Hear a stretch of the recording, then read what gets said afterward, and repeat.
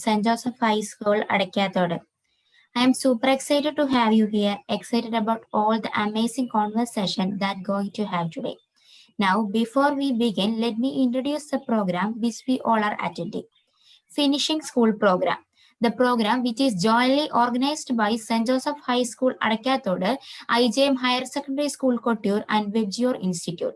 It's a 100 hours program and about 300 students are participating in it.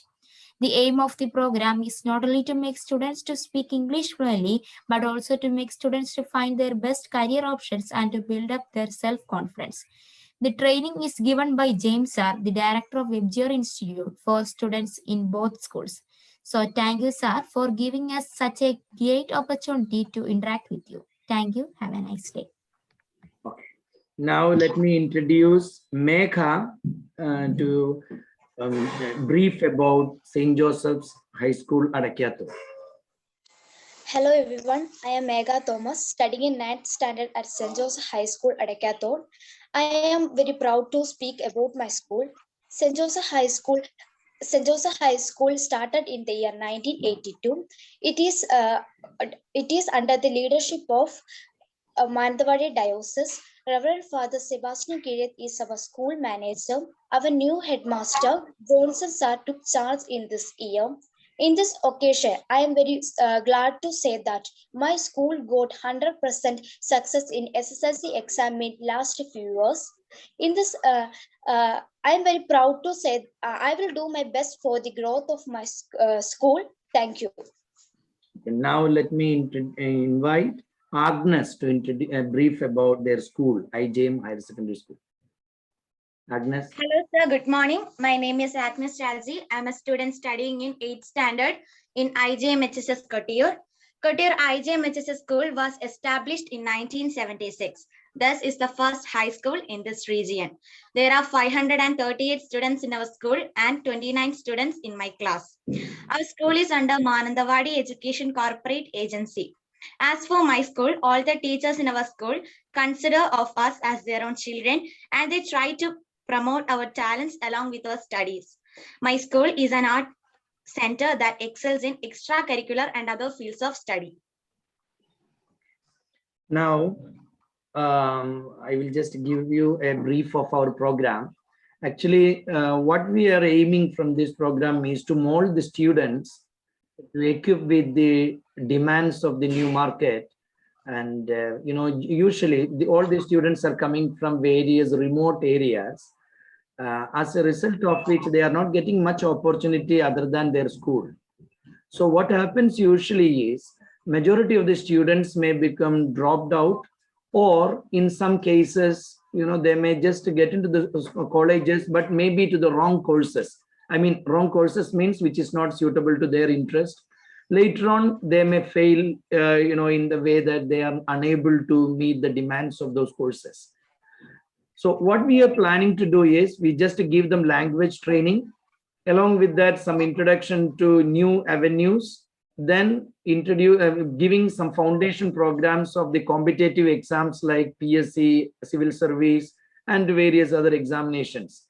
Along with that, in order to design their career, they are being given an opportunity to interact with the various experts from different fields, like you. Previously, some people from, from the anthropology and archaeology, then environment sciences, then film industry. Now, next day from IIT and he's coming, Professor Gangadhar. And such people are coming and interacting with them. So while interacting, they will design their own future. Other than giving a simple program, we are just giving them a great exposure, okay, how they can do and which way they have to proceed. We are not advising them, you have to do this, but while interacting, they will design their own career. That is what our aim is all about. This is a humble beginning from initiative from VIBGIOR Institute in collaboration with St. Joseph's High School, Adakathoude, and Immigration Jubilee Memorial High School, Kottayur. The students are starting from 8th till 10th grade. So until the 10th grade, we will continue. Then in the higher secondary, if those teachers are preferring, we will continue again. That is what our plan is all about. And so today we are very lucky to have you over here. Now let me just talk in Malayalam to my students. നിങ്ങൾക്ക് ഞാനൊന്ന് introduce ചെയ്യുന്നത് professor doctor Joy തോമസിനെയാണ്. അദ്ദേഹത്തെ നമുക്കെല്ലാം ഞാൻ നിങ്ങളോട് already introduce ചെയ്തിട്ടുണ്ടായിരുന്നു നേരത്തെ. നമുക്ക് നമ്മുടെ ഈ മലയോര മേഖലയിൽ നിന്ന് തന്നെ അല്ലെ, അങ്ങാടിക്കടവിൽ നിന്ന് തന്നെ ഉയർന്ന് ഒരു ഗ്ലോബൽ സിറ്റിസൺഷിപ്പിലേക്ക് ഉയർന്ന ഒരു വ്യക്തിത്വമാണ് പ്രൊഫസർ ഡോക്ടർ ജോയ് തോമസ്. അദ്ദേഹം യുണൈറ്റഡ് നേഷൻസിന്റെ ഇനീഷ്യേറ്റീവ് തന്നെയായിട്ടുള്ള PPDയുടെ എക്സിക്യൂട്ടീവ് ഡയറക്ടർ പോസ്റ്റ് എത്തിയിട്ടുള്ള ആളാണ്. വേൾഡ് പീസ് യൂണിവേഴ്സിറ്റിയിലെ പ്രൊഫസറാണ്. അതിനേക്കാളും ഉപരിയായിട്ട് നമുക്കെല്ലാം, ഞാൻ അദ്ദേഹത്തിന്റെ പൊസിഷൻ വെച്ചിട്ടല്ല നിങ്ങളോട് ഞാൻ കോപ്പി ചെയ്യാൻ പറയുന്നത്, ബിക്കോസ് ഓഫ് ഹിസ് പേഴ്സണാലിറ്റി. കാരണം ഞാനത് വളരെ ഇത്രയും വലിയൊരു പൊസിഷനിൽ ഇരിക്കുന്ന ഒരാളെ ഞാൻ ഒന്ന് വിളിച്ച് എൻ്റെ കുട്ടികൾക്ക് വേണ്ടിയിട്ട് ഒന്ന് ഇന്ററാക്ട് ചെയ്യണം. പ്രത്യേകിച്ച് ഇങ്ങനെ ഒരു പലതരത്തിലും അണ്ടർ പ്രിവിലേജഡ് ആയിട്ടുള്ള കുട്ടികളാണ്. അതുകൊണ്ട് അവർക്ക് വേണ്ടിയിട്ട് ഒരു ഇന്ററാക്ഷനും ഇൻസ്പിറേഷനും ആകണമെന്ന് പറഞ്ഞപ്പോൾ വളരെ ഹംബിൾ ആയിട്ട് ഞാൻ സാറിന്റെ ലൈഫ് തന്നെ ഷെയർ ചെയ്യുമെന്ന് പറഞ്ഞപ്പോൾ സാറിനോട് പറഞ്ഞൊരു വാക്കുണ്ട്, ഞാൻ അങ്ങനെ പറഞ്ഞാൽ ചിലപ്പോൾ അത് പൊങ്ങച്ചോ ആകും. അതുകൊണ്ട് ഞാൻ അവർ ചെയ്യേണ്ട കുറച്ച് കാര്യങ്ങളെ കുറിച്ച് പറയാം. ഞാൻ അവർക്ക് ലൈഫ് ലോങ് നമുക്ക് തുടർന്നും എന്നെ കൊണ്ട് പറ്റുന്നത് പോലെ മെന്ററിങ് സർവീസ് കൊടുക്കാം എന്നൊക്കെ പറഞ്ഞപ്പോൾ സാധാരണ ഒരു വ്യക്തി, ഈ പൊസിഷനിൽ ഇരിക്കുന്ന ഒരു വ്യക്തി അങ്ങനെ പറയാറില്ല. എനിക്ക് തിരക്കാണ്, അതാണ് ഇതാണെന്നൊക്കെ പറഞ്ഞ് ഒഴിവാകാനാണ് പതിവ്. പക്ഷെ നമുക്ക് വേണ്ടിയിട്ട് ഇത്രയും ചെറിയ ഒരു ഇനീഷ്യേറ്റീവിന്റെ ഒപ്പം നിൽക്കാനായിട്ട് സാറ് തയ്യാറായി. അതുകൊണ്ട് സാറിനെ ഞാൻ വളരെ സ്നേഹത്തോടുകൂടെ ഓർക്കും. പിന്നെ ഞാൻ സാറിനോട് ഒന്ന് രണ്ട് കാര്യങ്ങളും കൂടി പറയുന്നത്, ഞങ്ങൾ ഇവർക്ക് വേണ്ടിയിട്ട് ചെയ്യുന്ന കുറച്ച് വാല്യൂ സിസ്റ്റംസ് ഇംപ്ലിമെന്റ് ചെയ്യാനായിട്ട് ട്രൈ ചെയ്യുന്നുണ്ട്. അതിനകത്ത് ഒരു പ്രോഗ്രാമാണ് NDDB പ്രോഗ്രാം എന്നുള്ളൊരു പ്രോജക്റ്റ്. എൻ്റെ അർത്ഥം no dowry, no donation, no bribe campaign. അതായത് കുട്ടികൾ ഇപ്പോൾ തന്നെ തീരുമാനം എടുക്കുകയാണ്, ഞങ്ങളുടെ ജീവിതത്തിൽ മാരേജ് ചെയ്യുന്ന സമയത്ത് ഞങ്ങൾ ഡവറി വാങ്ങില്ല എന്ന് മാത്രമല്ല, അവരുടെ വീടുകളിൽ ഡവറി സിസ്റ്റം ഉണ്ടെങ്കിൽ അവർ അതിനെ ഒപ്പോസ് ചെയ്യും. അതിനെ അവരുടെ കഴിവ് വെച്ചിട്ട് അവരതിനെ ഒപ്പോസ് ചെയ്യാൻ വേണ്ടിയിട്ട് ട്രൈ ചെയ്യും. രണ്ടാമത്തെ, അതുപോലെ ലൈഫിൽ അവരൊരു തീരുമാനം എടുക്കും. 2, അവർ നോ ഡൊണേഷൻ എന്നുള്ളതാണ്. ഇതെനിക്ക് തോന്നുന്നു വളരെ യുണീക്ക് ആയിട്ടുള്ള ഒരു ഇനീഷ്യേറ്റീവാണ്. കാരണം ഇന്ന് പല കുട്ടികൾക്കും എങ്ങനെയെങ്കിലും പഠിച്ച് മാർക്കൊന്നും കിട്ടിയില്ലെങ്കിൽ ഡൊണേഷൻ കൊടുത്തിട്ടൊക്കെ കോഴ്സിൽ ജോയിൻ ചെയ്യാനായിട്ട് നോക്കുക. അപ്പൊ ഞങ്ങൾ ഡൊണേഷൻ കൊടുത്ത് പഠിക്കില്ല, മറിച്ച് ഞങ്ങളുടെ ക്വാളിറ്റി തന്നെ എൻഹാൻസ് ചെയ്ത് പഠിക്കും എന്നുള്ളൊരു തീരുമാനമാണ് രണ്ടാമത്തത്. മൂന്നാമത്തത് നോ ബ്രൈബ്. ഒരു മേഖലയിലും ഞങ്ങൾ ബ്രൈബ് കൊടുക്കൂല. അപ്പൊ നമുക്ക് 300 കുട്ടികൾ ഇങ്ങനെ ഒരു തീരുമാനം എടുത്താൽ, അവരും അവരുടെ ഫാമിലിയും തീരുമാനമെടുത്താൽ അതങ്ങനെ സ്പ്രെഡ് ചെയ്ത് വലിയൊരു സോഷ്യൽ മൂവ്മെന്റ് ആകും എന്നുള്ളൊരു സ്വപ്നത്തിലൂടെയാണ് ഇത് ആരംഭിച്ചത്. നമ്മുടെ ഡിസ്ട്രിക്ട് ആൻഡ് സെഷൻസ് ജഡ്ജായിട്ടുള്ള RL ബൈജു സാറാണ് ഈ ക്യാമ്പയിൻ ഇനാഗ്രേറ്റ് ചെയ്തത് ജഡ്ജായിട്ടുള്ളത്. അപ്പം ഇങ്ങനെയുള്ള ഒരു ഇനീഷ്യേറ്റീവില് ഇന്നത്തെ ദിവസം we are really lucky to have you here. വളരെ സ്നേഹത്തോടുകൂടെ ഞങ്ങളുടെ ഈ കുഞ്ഞു കുടുംബത്തിലേക്ക് സാറിനെ ഞങ്ങൾ സ്വാഗതം ചെയ്യുന്നു. Now the podium is to you. Thank you sir. Good morning, everybody. Good morning, sir. Good morning, sir. Good morning, sir. Good morning. Good morning, sir. I can see that you have 190 students online. ഞാൻ മലയാളത്തിൽ English സംസാരിക്കാം, രണ്ടും എങ്ങനെയത് combination ചെയ്യാൻ പോകുന്നുള്ളത്. Sir പറഞ്ഞ പോലെ ഞാൻ ഇവിടുത്തുകാരൻ തന്നെയാണ്. ഞാൻ അങ്ങാടിക്കടവ് എന്ന് പറഞ്ഞ സ്ഥലത്താണ്, അയ്യങ്കുന്ന് പഞ്ചായത്തില്. ഞാൻ പഠിച്ചത് കരിക്കോട്ടക്കരി ഹൈസ്കൂളിലായിരുന്നു. അപ്പം അത് കരിക്കോട്ടക്കരി ഹൈസ്കൂളിൽ പറയുന്ന അങ്ങാടിക്കടന്ന് ഒരു 3 കിലോമീറ്റർ നടന്നു പോയി പഠിച്ചിരുന്നത് ദൂരമുള്ള സ്ഥലമാണ്. Like any of you, as an ordinary student, I just got out of this place. പക്ഷേ എനിക്കിന്ന് ഞാൻ സംസാരിക്കാൻ ഉദ്ദേശിക്കുന്ന ഒരു ഇന്ററാക്റ്റീവ് ആയിട്ടുള്ള ഒരു ഫോമാറ്റ് ഉദ്ദേശിക്കുന്നത്. നിങ്ങൾക്ക് ചോദ്യം ചോദിക്കാം, ഞാൻ അതിനോട് സംസാരിക്കാം. അല്ലാതെ എന്റെ കഥ പറയുന്നതിനൊരു പൊങ്ങച്ചമാണ് എനിക്ക് തോന്നുന്നത്. അതുകൊണ്ട് ഞാൻ പറയായിരുന്നത്, ഓരോരുത്തർക്കും ഓരോരുത്തരുടേതായിട്ടുള്ള കപ്പാസിറ്റി ഉണ്ട്, കേപ്പബിലിറ്റി ഉണ്ട്. അതിന് നിങ്ങൾക്ക് ഓരോരുത്തർക്കും നിങ്ങളുടേതായിട്ടുള്ള കഴിവുകളുണ്ട്. പക്ഷെ നമ്മുടെ ഇന്നത്തെ സാഹചര്യം അനുസരിച്ച് ഈ കഴിവുകൾ നമ്മൾ തന്നെ കണ്ടുപിടിച്ചെന്ന് വരില്ല. നിങ്ങൾക്ക് ഏറ്റവും ചെയ്യാൻ പറ്റുന്നത് keep on thinking about what is unique capacity. ഒന്ന് ആർക്കുണ്ടായിരുന്നതാണ്, നിങ്ങൾ എല്ലാവരും യുണീക്ക് ഇൻഡിവിജ്വൽസ് ആണ്.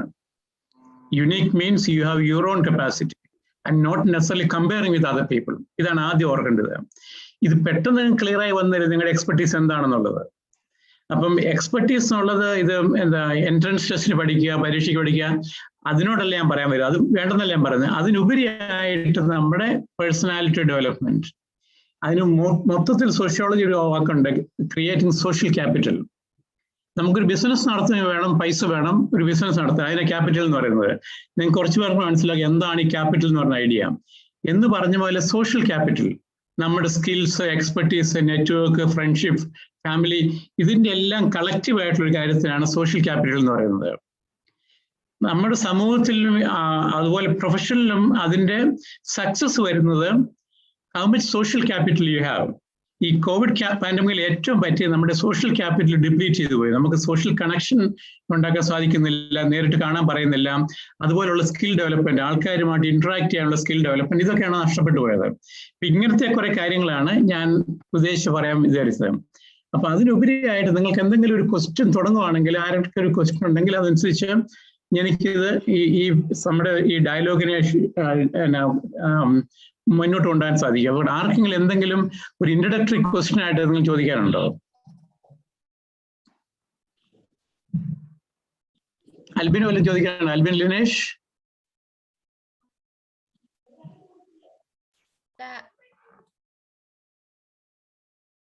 ചോദിച്ചോ ആൽബിൻ. ഇവിടെ ഓഡിയോ അൺമ്യൂട്ട് ചെയ്തിട്ട് ചോദിക്കൂ ആൽബിൻ. മലയാളത്തിൽ ചോദിച്ചോട്ടെ? ചോദിച്ചോ. സാർ എങ്ങനെയാണ് ഈ ഫീൽഡിലേക്ക് എത്തിച്ചേർന്നത്?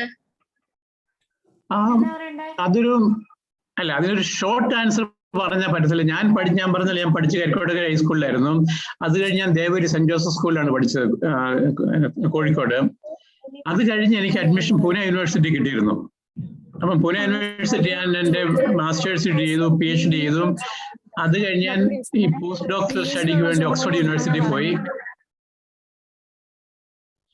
അപ്പൊ ഇതാണ് എൻ്റെ എഡ്യൂക്കേഷൻ ലൈൻ വന്നത്. പക്ഷെ ആ പോയ സമയത്താണ് എനിക്ക് യുണൈറ്റഡ് നേഷന്റെ ഈ നിങ്ങൾക്കറിയാൻ തോന്നില്ല, ഒരു വിയറ്റ്നാമിൽ നിന്ന് ആൾക്കാർ റെഫ്യൂജീസ് ആയിട്ട് കുറെ പേര് മറ്റു രാജ്യങ്ങളിലേക്ക് പോയി. അതിൽ ഒരു 60,000 പേര് പോയത് ഹോങ്കോങ് എന്ന രാജ്യത്തായിരുന്നു.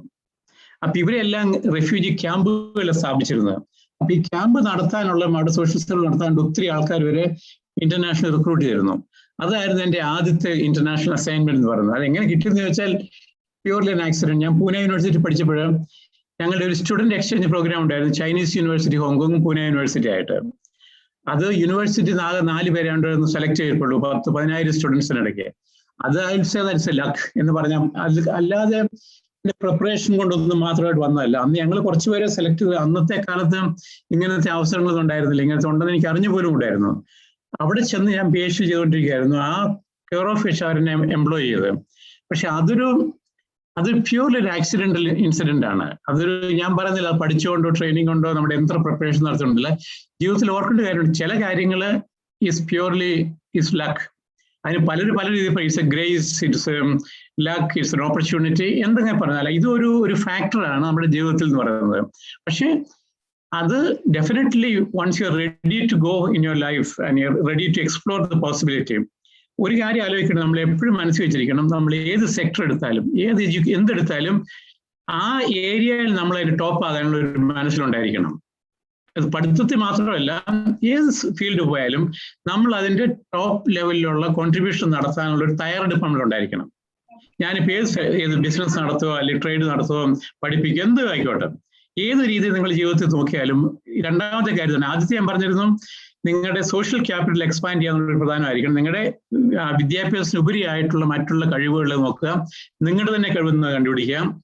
ഈ രണ്ടാമത്തെ കാര്യം, നിങ്ങൾക്ക് നിങ്ങളുടേതായിട്ടുള്ള ഒരു തീരുമാനം, ഞാൻ ഏത് ഫീൽഡിൽ പോയാലും ഐ വിൽ സ്ട്രൈവ്, ഞാനതും അതിൻ്റെ മുകളിലെത്താൻ വേണ്ടി ശ്രമിച്ചുകൊണ്ടിരിക്കും. ഈ മുകളിലെത്തുക എന്നുള്ളത് കോമ്പറ്റീഷൻ മാത്രമല്ല, through a capacity to contribute, ഇത് തിരിച്ചു സമൂഹത്തിൽ കൊടുക്കാനും ഈ സമൂഹമായിട്ടുള്ള ഇന്ററാക്ഷനിലാണ് നമ്മുടെ സ്കിൽസും കപ്പാസിറ്റിയും ഡെവലപ്പ് ചെയ്യുന്നത്.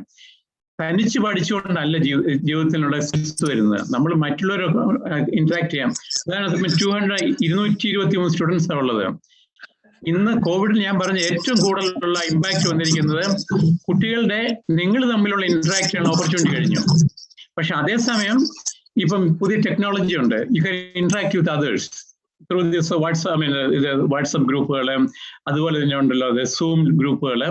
ഈ ടെക്നോളജി നമ്മളെ സഹായിക്കുന്നുണ്ട് റീകണക്ട് ചെയ്യാനായിട്ടുള്ളത്. ഈ കോവിഡ് പാൻഡമിക്കിൽ നഷ്ടപ്പെട്ടു പോയ സോഷ്യൽ കണക്ഷൻ അതിനെ റിവൈവ് ചെയ്യാനായിട്ടും അതിനെ സസ്റ്റെയിൻ ചെയ്യാനായിട്ടുള്ള ഒരു കപ്പാസിറ്റിയാണ്. അത് ഞാൻ ഈ കോണ്ടെക്സ്റ്റിൽ ഞാൻ വിബ്ജിയോർ ഇൻസ്റ്റിറ്റ്യൂട്ടിന് അതിൻ്റെ സാറിനെ ഞാൻ കാര്യമായിട്ട് അപ്രീഷിയേറ്റ് ചെയ്യുന്നു. നമ്മുടെ മലയോര മേഖലയിൽ ഇങ്ങനത്തെ ഇൻ അഡീഷൻ ടു ദ പഠിപ്പിക്കൽ മാത്രമായിട്ടുള്ള കപ്പാസിറ്റികളുള്ള വളരെ കുറവാണ്. ഉദാഹരണത്തിന് ഞാൻ ഇന്ന് രാവിലെ 7 മണിക്ക് ഞാൻ ഓസ്ട്രേലിയയിലെ പിള്ളേരോട് സംസാരിച്ചുകൊണ്ടിരുന്നത്.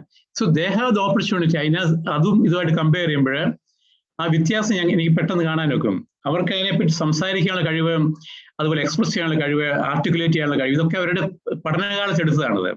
ഇങ്ങനത്തെ കപ്പാസിറ്റികൾ നമുക്ക് വളരെ കുറവായിട്ടുണ്ട്. പക്ഷെ അതേസമയം നമ്മുടെ ഇവിടുന്ന് കുട്ടികൾക്ക് വേറെ ചില കപ്പാസിറ്റി ഉണ്ട്.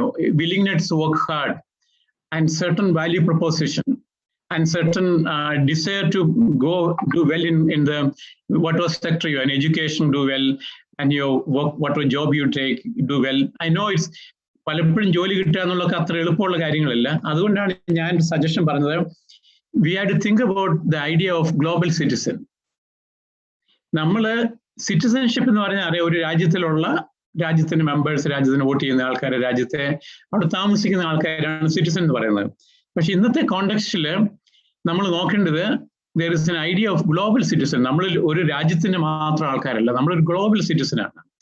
നമ്മുടെ ഓപ്പർച്യൂണിറ്റീസ് എല്ലാം ലോക്കലി മാത്രമല്ല വരുന്നത്, ഇന്റർനാഷണൽ വരുന്നുണ്ട്. നമ്മുടെ ആദ്യം ഉണ്ടായിരുന്നത് നമ്മുടെ ഓപ്പർച്യൂണിറ്റീസ് അടുത്തുള്ള പഞ്ചായത്തില്, വില്ലേജില്, ഡിസ്ട്രിക്റ്റില്, അല്ലെങ്കിൽ സ്റ്റേറ്റില്, അടുത്ത സ്റ്റേറ്റില്. ഇതുപോലെ വി ഷുഡ് ബി റെഡി. ഞാൻ കിട്ടണമെന്നല്ല പറയാം, നമ്മുടെ മനസ്സുകൊണ്ട് ഈ കപ്പാസിറ്റി നമ്മൾ അബ്സോർവ് ചെയ്യാൻ റെഡി ആയിരിക്കണം. ഇതാണ് ഞാൻ പറഞ്ഞ ഗ്ലോബൽ സിറ്റിസൺ എന്ന് പറഞ്ഞത്. ഈ ഗ്ലോബൽ സിറ്റിസൺ എന്ന് പറഞ്ഞാൽ ചെയ്യേണ്ട കാര്യങ്ങൾ, ഒന്ന്, എന്തൊക്കെ ഓപ്പർച്യൂണിറ്റീസ് ഉണ്ടെന്നുള്ളത് മറ്റുള്ളവരുടെ സംസാരത്തിൽ നിന്ന്, അതുപോലെ നമ്മുടെ മെന്റേഴ്സ്, ടീച്ചേഴ്സുമായിട്ടുള്ള സംസാരത്തിൽ നിന്ന്, നിങ്ങളുടെ ബുക്സുകളിൽ നിന്ന്. ഇപ്പം സോഷ്യൽ മീഡിയ വളരെ ആക്റ്റീവാണ്, പക്ഷേ careful about using social media. Social media is an education tool. Social media നമ്മൾ എന്റർടൈൻമെന്റ് ആയിട്ട് മാത്രം ഉപയോഗിക്കാം, എഡ്യൂക്കേഷൻ ടൂളായിട്ട് ഉപയോഗിക്കാം, നോളജ് ക്രിയേഷൻ ടൂളായിട്ട് ഉപയോഗിക്കാം. ഞാനത് എന്റർടൈൻമെന്റ് ആയിട്ട് ഉപയോഗിക്കുന്നത് ഞാൻ പറയുന്നില്ല. പക്ഷെ അതേസമയം സോഷ്യൽ മീഡിയയുടെ കപ്പാസിറ്റി ടു ലേൺ, ആ ഓപ്പർച്യൂണിറ്റി നിങ്ങൾ ഉപയോഗിക്കേണ്ടത്. അല്ലാതെ വീട്ടുകാരെല്ലാം പറഞ്ഞ് നിങ്ങൾ വെറുതെ കുത്തിക്കൊണ്ടിരിക്കുകയാണ് ഫോണിൽ എന്ന് പറയും.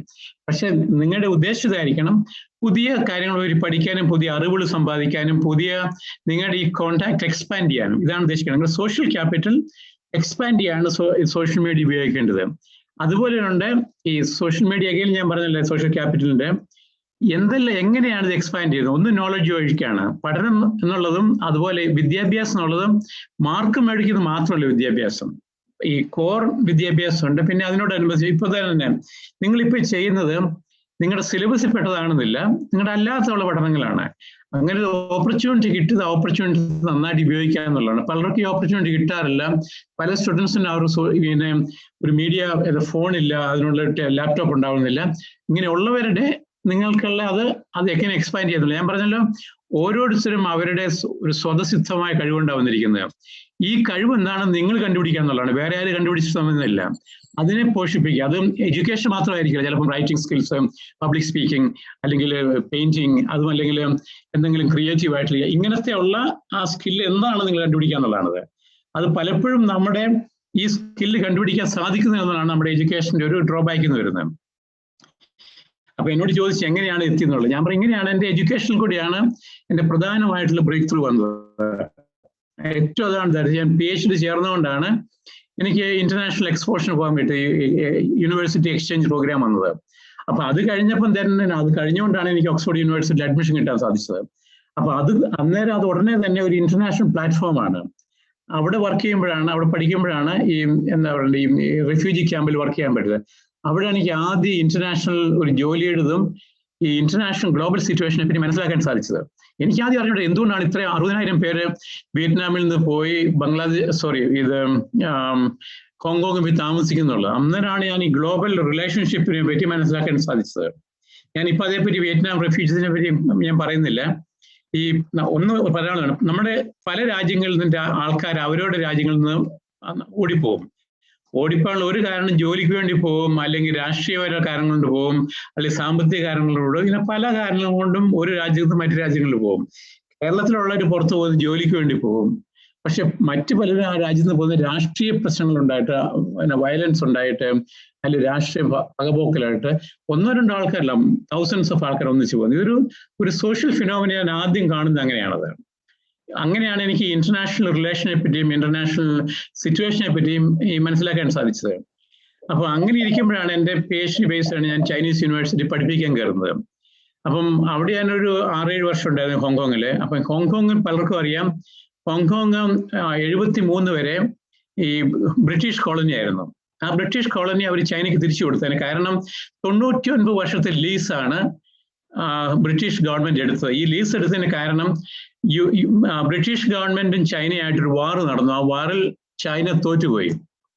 അപ്പം ബ്രിട്ടീഷുകാർ പറഞ്ഞു, ഞങ്ങൾ ഈ വാർ നടത്തിക്കൊണ്ട് ഞങ്ങൾക്ക് നഷ്ടം ഉണ്ടായിട്ടുണ്ട്, നിങ്ങൾ അതിന് കോമ്പൻസേഷൻ കൊടുക്കണം. അവർ കോമ്പൻസേഷൻ ആയിട്ട് അവർ അക്വയർ ചെയ്ത് ഹോങ്കോങ് എന്ന് പറയുന്ന രാജ്യമാണ്, ഒരു ചെറിയ ഒരു രാജ്യമാണ്. ചൈന അവർ യുദ്ധത്തിൽ തോറ്റതിന്റെ കോമ്പൻസേഷൻ ആയിട്ട് ഹോങ്കോങ്ങിന് കൊടുത്തതാണ്. ഇതാണ് എനിക്ക് ഹിസ്റ്ററിയും. ആ ചൈനീസ് ഈ ഹിസ്റ്ററിയും ഇന്ത്യയായിട്ട് വളരെ ബന്ധമുണ്ടായിരുന്നു. അങ്ങോട്ട് ചെല്ലുന്നില്ല, ചെറുതായിട്ട് പറയാം. പലരും HSBC ബാങ്കിനെ പറ്റി കേട്ടിരിക്കുന്നു. ഹോങ്കോങ് ആൻഡ് ഷാങ്ഹായ് ബാങ്ക് നിങ്ങൾ കേട്ടിരിക്കും. ഈ ഹോങ്കോങ് ആൻഡ് ഷാങ്ഹായ് ബാങ്ക് ആദ്യം തുടങ്ങി കൽക്കട്ടയിലായിരുന്നു ബ്രിട്ടീഷുകാരുടെ കാലത്ത്.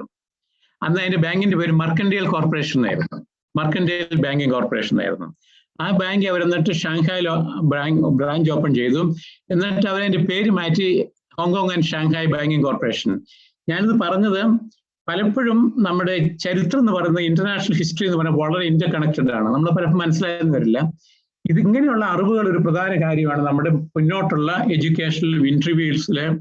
അതുപോലെ തന്നെ ആ ക്യൂരിയോസിറ്റി ഈ ഗ്ലോബൽ ഹിസ്റ്ററിയിലും റീജിയണൽ ഹിസ്റ്ററിയെ പറ്റി ഒരു അറിഞ്ഞിരിക്കുക എന്നുള്ളത് നമ്മുടെ സോഷ്യൽ ക്യാപിറ്റലിന്റെ ഒരു ഭാഗമായിട്ടാണ്. അപ്പൊ ഞാൻ പറഞ്ഞല്ലോ ഈ ഹോങ്കോങ് ബാങ്കിന്റെ ഹിസ്റ്ററിയും അതിൽ ഏറ്റവും രസമുള്ള കാര്യമുണ്ട്. നിങ്ങൾ കാത്തെ പസഫിക് എന്നുള്ള എയർലൈൻസിനെ പറ്റി കേൾക്കുകയാണ്. ഈ കാത്തെ പസഫിക് എയർലൈൻസിന്റെ ആദ്യം ഒരു തുടങ്ങിയ ചരക്ക് കാർഗോ ഫ്ലൈറ്റ് ആയിട്ടാണ്. ഈ കാർഗോ ഫ്ലൈറ്റിന്റെ അവരുടെ ആദ്യത്തെ കാർഗോ അത് കൽക്കട്ടയിൽ നിന്ന് കുൺമിങ് എന്ന് പറഞ്ഞ സ്ഥലത്തേക്കായിരുന്നു. ഇന്നങ്ങനത്തെ എയർലൈൻസ് റൂട്ടില്ല. അന്ന് കാർഗോ പോയിക്കൊണ്ടിരുന്നത് കൽക്കട്ട കുൺമിങ് എല്ലാ ആഴ്ചയിലും ഫ്ലൈറ്റ് പോകും. അപ്പൊ അതിന്റെ ആദ്യത്തെ ഫ്ലൈറ്റ് ബെറ്റ്സി എന്ന് പറഞ്ഞ എയർക്രാഫ്റ്റ് കാത്തെ പസഫിക് കമ്പനിയുടെ ഫൈനാൻസ് ചെയ്ത് കൽക്കട്ട ബാങ്ക് ആയിരുന്നു. ഇത് ഞാൻ പറയാൻ നമ്മൾ അറിയത്തില്ലാത്ത ഹിസ്റ്ററിയുടെ കാര്യങ്ങളെ പറ്റിയാണ്. ഇന്ത്യൻ കമ്പനിയാണ് അന്ന് കാത്തെ പസഫിക്കിന്റെ ആദ്യത്തെ ലോൺ കൊടുക്കുന്നത്. ഇതിൽ ഏറ്റവും രസമുള്ള കാര്യം ഇതിനകത്തുണ്ടായിരുന്ന കാർഗോ എന്തായിരുന്നുള്ളതാണത്. ഈ കൽക്കട്ടയിൽ നിന്ന് കുൺമിങ്ങിലേക്ക് പോയിക്കൊണ്ടിരുന്ന എയർക്രാഫ്റ്റിലെ കാർഗോ എന്ന് പറയുന്നത് പറ്റ്നയിൽ ഉണ്ടാക്കിയ ഓപ്പിയമായിരുന്നു. ഈ ഓപ്പിയത്തെ പറ്റി നിങ്ങൾ കേട്ടിട്ടുണ്ടായിരിക്കും. ഈ ഓപ്പിയം വാറിലാണ് UK ഗവൺമെന്റ് ചൈനീസിന് ചോപ്പിച്ചത്. UK ഗവൺമെന്റ് പറഞ്ഞ് ട്രേഡ് നടത്താനുള്ള ഞങ്ങളുടെ റൈറ്റ് ആണ്, ഞങ്ങൾക്ക് എവിടെയും ട്രേഡ് നടത്താം. അങ്ങനെയാണ് അവർ ഇന്ത്യയിൽ വന്നത്. അവർ പറഞ്ഞു ഞങ്ങൾക്ക് ട്രേഡ് നടത്താനുള്ളത് എന്ന് വെച്ചാൽ ചൈനയ്ക്ക് അവർ പറഞ്ഞു ഞങ്ങൾക്ക് ഒരു പ്രോഡക്റ്റും വേണ്ട, നിങ്ങൾ മേടിച്ചോ പൊയ്ക്കോ, ഞങ്ങൾക്ക് നിങ്ങളുടെ പ്രോഡക്റ്റ് വേണ്ടെന്ന് പറഞ്ഞു. ഇങ്ങനെയാണ് ഇവർ ഓപ്പിയം കണ്ടുപിടിച്ചത്. ഇന്ത്യൻ ഓപ്പിയം, പട്ന ഓപ്പിയം അവർ ചൈനയെ കൊണ്ട് വിറ്റു. ആദ്യം ഫ്രീ ആയിട്ട് കൊടുത്തു. അങ്ങനെ ഓപ്പിയം അഡിക്റ്റഡ് ആയി ഒത്തിരി ചൈനീസ് ആൾക്കാർ. പിന്നെ അവർ പറഞ്ഞു we have a right to sell our product in your country. ഞങ്ങൾ നിങ്ങളുടെ അടുത്ത് മേടിക്കുന്നു, ഞങ്ങൾക്ക് ഇതേ വിൽക്കാനുള്ളൂ. അവരുടെ അടുത്ത് ഗോൾഡ്, സ്വർണ്ണം, സിൽവർ, അതുപോലെ ടെക്സ്റ്റൈൽ ഇതൊക്കെയാണ് അവർ മേടിച്ചുകൊണ്ടിരുന്നത്. പക്ഷെ തിരിച്ചു കൊടുക്കാനുള്ളത് പട്ന ഓപ്പിയമായി വിറ്റുകൊണ്ടിരുന്നത്. ഒരു ഹിസ്റ്ററിയുടെ ഭാഗമായിട്ട് ഞാൻ പറഞ്ഞാണത്. ഇതൊരു ഫാസിനേറ്റിംഗ് എങ്ങനത്തെയുള്ള ഹിസ്റ്ററിയുടെ വളരെ ഭാഗമാണ് നമ്മുടെ പേഴ്സണാലിറ്റി ഡെവലപ്മെന്റ്. ഇങ്ങനെ unique understanding about history, unique understanding about region എന്നുള്ളത്. അപ്പൊ ഇതുപോലെ നമ്മുടെ ലോക്കലും ഹിസ്റ്ററി ഉണ്ട്. മറ്റു പല രാജ്യങ്ങളും ഈ ലോക്കൽ ഹിസ്റ്ററിയെ പറ്റി കാണും. നമ്മുടെ പ്രദേശങ്ങളിലെ ഹിസ്റ്ററി. നിങ്ങൾ പറഞ്ഞല്ലോ നിങ്ങളുടെ ലോക്കൽ ഹിസ്റ്ററിയെ പറ്റി നന്നായിട്ട് പഠിച്ചിരിക്കുക. അവർ ആദ്യം വന്നിരുന്ന ആൾക്കാരായിരുന്നു, നിങ്ങളുടെ നാട്ടിൽ ആദ്യമായിട്ട് വന്ന കുടിയേറ്റക്കാരായിരുന്നു, അവരുടെ കൃഷി എന്തായിരുന്നു, ആ കൃഷിയിൽ എന്തെല്ലാം മാറ്റം വന്നിരുന്നു, ആദ്യം തുടങ്ങിയ കൃഷിയാണ് ഇപ്പോഴും നടത്തുന്നത്. അതുപോലെ തന്നെ ട്രാൻസ്പോർട്ട് സിസ്റ്റം എങ്ങനെ മാറി, അതുപോലുള്ള സ്ത്രീകളുടെ അവരുടെ സമൂഹത്തിലുണ്ടായിരുന്ന സ്റ്റേറ്റസ് എങ്ങനെ മാറി ഓരോ പീരീഡ് ഓഫ് ടൈം, നിങ്ങളുടെ തന്നെ ലോക്കലുള്ളത്. അതുപോലെ തന്നെ പുതിയ എഡ്യൂക്കേഷൻ സ്ഥാപനങ്ങളുടെ ഹിസ്റ്ററി എന്തായിരുന്നു, അതുപോലെ മറ്റുള്ള റിലീജിയസ് ഇൻസ്റ്റിറ്റ്യൂഷണൽ ഹിസ്റ്ററി എന്തായിരുന്നു ലോക്കലായിട്ടുള്ളത്. ഈ ലോക്കൽ ഹിസ്റ്ററിയെ പറ്റി പഠിക്കുക എന്നുള്ളത് ഇതുപോലെ നിങ്ങളുടെ കപ്പാസിറ്റി എക്സ്പാൻഡ് ചെയ്തും ലോക്കൽ നോളജ് എക്സ്പാൻഡ് ചെയ്താണ്. അപ്പം ഞാൻ ചുരുക്കത്തിൽ പറഞ്ഞതാണ്, നമ്മുടെ ഓരോരുത്തർക്കും അവരുടേതായിട്ടുള്ള യുണീക്ക് കപ്പാസിറ്റി ഉണ്ട്. അതെന്താണെന്ന് കണ്ടുപിടിക്കാം, അതിനുള്ള ഓപ്പർച്യൂണിറ്റീസ് നോക്കിയിരിക്കുക എന്നുള്ളത്. അപ്പം എനിക്കന്നുണ്ടായിരുന്നു പഠിക്കാനുള്ള കഴിവ്, കപ്പാസിറ്റി അല്ല കഴിവ് ഞാൻ പറയുന്നില്ല, പഠിക്കാനുള്ള ആഗ്രഹം. അതായിരുന്നു എൻ്റെ ഏറ്റവും യുണീക്ക് ആയിട്ടുള്ളത്. അത് എന്തോ എല്ലാവരും സഹായിച്ചു, പഠിക്കാൻ സഹായിച്ചു. എൻ്റെ പേരൻസ് ടീച്ചേഴ്സ് ആയിരുന്നു, അവർ പ്രത്യേകം എന്നെ സഹായിച്ചതുകൊണ്ട് മറ്റുള്ളവർ സഹായിച്ചു. ഈ നമ്മുടെ knowledge capacity and capacity to acquire knowledge, ഇതാണ് നമ്മുടെ ഇന്നത്തെ മലയോര സ്ഥലങ്ങളിൽ നിന്നുള്ള പിള്ളേർക്ക് മുന്നോട്ട് പോകാനുള്ള ഏറ്റവും പ്രധാനമായിട്ടുള്ള ഒരു ഇഷ്യൂ എന്ന് പറയുന്നത്. സാമ്പത്തികമായിട്ട് we may not be able to പിടിച്ചു നിൽക്കാൻ പറ്റുന്നില്ല, പക്ഷെ knowledge creation, access to knowledge, expanding your knowledge, expanding your skills, ഇതായിരിക്കണം പ്രധാനമായിട്ട് നിങ്ങൾ ഓർത്തിരിക്കേണ്ടത്. അതിന് ഇങ്ങനത്തെയുള്ള അവസരങ്ങൾ നിങ്ങളെ സഹായിക്കുന്നുണ്ട്. ഇത് ഞാൻ എൻ്റെ ബ്രീഫായിട്ട് പറഞ്ഞതാണ് ഞാൻ ഇങ്ങനെ എൻ്റെ പ്രൊഫഷണൽ കരിയർ വന്നത്. അവിടുന്ന് അത് കഴിഞ്ഞിട്ടാണ് ഞാൻ ഹോങ്കോങ്ങിൽ ജീവിക്കുമ്പോഴാണ് ഞങ്ങൾക്ക് ഹോങ്കോങ്ങിൽ നിന്ന് അവിടെ ജീവിച്ചവർ ഈ ഹോങ്കോങ് ചൈനക്കാർക്ക് തിരിച്ചു കൊടുത്തു. അപ്പം ഒരു പ്രത്യേക സ്കീം ഉണ്ടായിരുന്നു, നിങ്ങൾക്ക് അവിടെ ജീവിക്കുന്നവർക്ക് ഒന്നെങ്കിൽ UK മൈഗ്രേറ്റ് ചെയ്യാം, അല്ലെങ്കിൽ ഏതെങ്കിലും ഒരു രാജ്യങ്ങളിൽ മൈഗ്രേറ്റ് ചെയ്യാം. സോ എനിക്കൊരു ഓപ്പർച്യൂണിറ്റി ഇട്ട് ഓസ്ട്രേലിയയിലേക്ക് മൈഗ്രേറ്റ് ചെയ്യാണ്ടായിരുന്നു. അപ്പൊ ഓസ്ട്രേലിയയിൽ മൈഗ്രേറ്റ് ചെയ്യാൻ ആ സമയത്ത് അന്നേരം അതിന്റെ പിറ്റേ ഒരു 2 ആഴ്ച കഴിഞ്ഞപ്പോഴാണ് എനിക്ക് അറിഞ്ഞുകൊണ്ട് നിങ്ങൾ എത്ര പേര് ഒരു ഈസ്റ്റ് ടീമർ എന്ന് പറഞ്ഞ രാജ്യത്തെ പറ്റി കേട്ടിട്ടുണ്ടെന്നുള്ളത്. ആരെങ്കിലും കേട്ടിട്ടുണ്ടോ ഈസ്റ്റ് ടീമർ എന്നൊരു രാജ്യം? അതെ, ഈസ്റ്റ് ടീമർ എന്ന രാജ്യം ഇന്തോനേഷ്യയുടെയും ഇന്തോനേഷ്യയുടെയും ഓസ്ട്രേലിയയുടെ നടുക്കുള്ള ഒരു ചെറിയ ദ്വീപാണത്. ഈ ദ്വീപിന് ഒരു പ്രത്യേക ഹിസ്റ്ററി ഉണ്ട്. ആ ദ്വീപും ഇന്ത്യയായിട്ട് വളരെ ഇൻട്രസ്റ്റിംഗ് ആയിട്ടുള്ള ബന്ധമുണ്ടത്. ഇന്ത്യയിലെ ഗോവ എന്ന് പറയുന്ന സ്റ്റേറ്റ് പോർച്ചുഗീസുകാരുടെ കോളനി ആയിരുന്നു. നമ്മൾ ഹിസ്റ്ററി അറിയാം. ഗോവ സ്റ്റേറ്റ് ഒരു പോർച്ചുഗീസ് കോളനി ആയിരുന്നു. നമ്മൾ പോർച്ചുഗീസുകാരിൽ നിന്ന് ഈ രാജ്യം നമ്മൾ പിടിച്ചെടുത്തു. പോലീസുകാർ അയച്ചു, മിലിറ്ററി അയച്ചിട്ടല്ല. എന്ന് പറഞ്ഞ പോലെ ഇന്തോനേഷ്യ ഒരു ദ്വീപ് സമൂഹമാണ്. ഇന്തോനേഷ്യ ഡച്ചുകാരുടെ കീഴിലായിരുന്നു, ഇന്ത്യ ബ്രിട്ടീഷുകാരുടെ കീഴിലായിരുന്ന പോലെ ഇന്തോനേഷ്യ ഡച്ചുകാരുടെ കീഴിലായിരുന്നു. അപ്പൊ ആ ഡച്ചുകാരുടെ കീഴിലുള്ള രാജ്യത്തിൽ ഒരു ചെറിയ രാജ്യം ഈസ്റ്റ് ടീമർ എന്ന് പറഞ്ഞ രാജ്യം പോർച്ചുഗീസുകാരുടെ കീഴിലായിരുന്നു. ഇത് നമ്മുടെ ഈ സൗത്ത് ഈസ്റ്റ് ഏഷ്യയുടെ കൊളോണിയൽ ഹിസ്റ്ററിയുടെ ഭാഗമാണിത്. ഇത് നിങ്ങൾ സമയം കിട്ടുമ്പോൾ അതേപ്പറ്റി മനസ്സിലാക്കാൻ ശ്രമിക്കണം. അപ്പം ഇന്തോനേഷ്യ ഡച്ച് കോളനിയിൽ നിന്ന് ഡച്ചുകാരുടെ അടുത്ത് നിന്ന് ഇന്തോനേഷ്യ ഇൻഡിപെൻഡൻസ് കിട്ടി. പക്ഷെ അതേസമയം ഈസ്റ്റ് ടീമർ പോർച്ചുഗീസുകാരുടെ കീഴിലായിരുന്നു.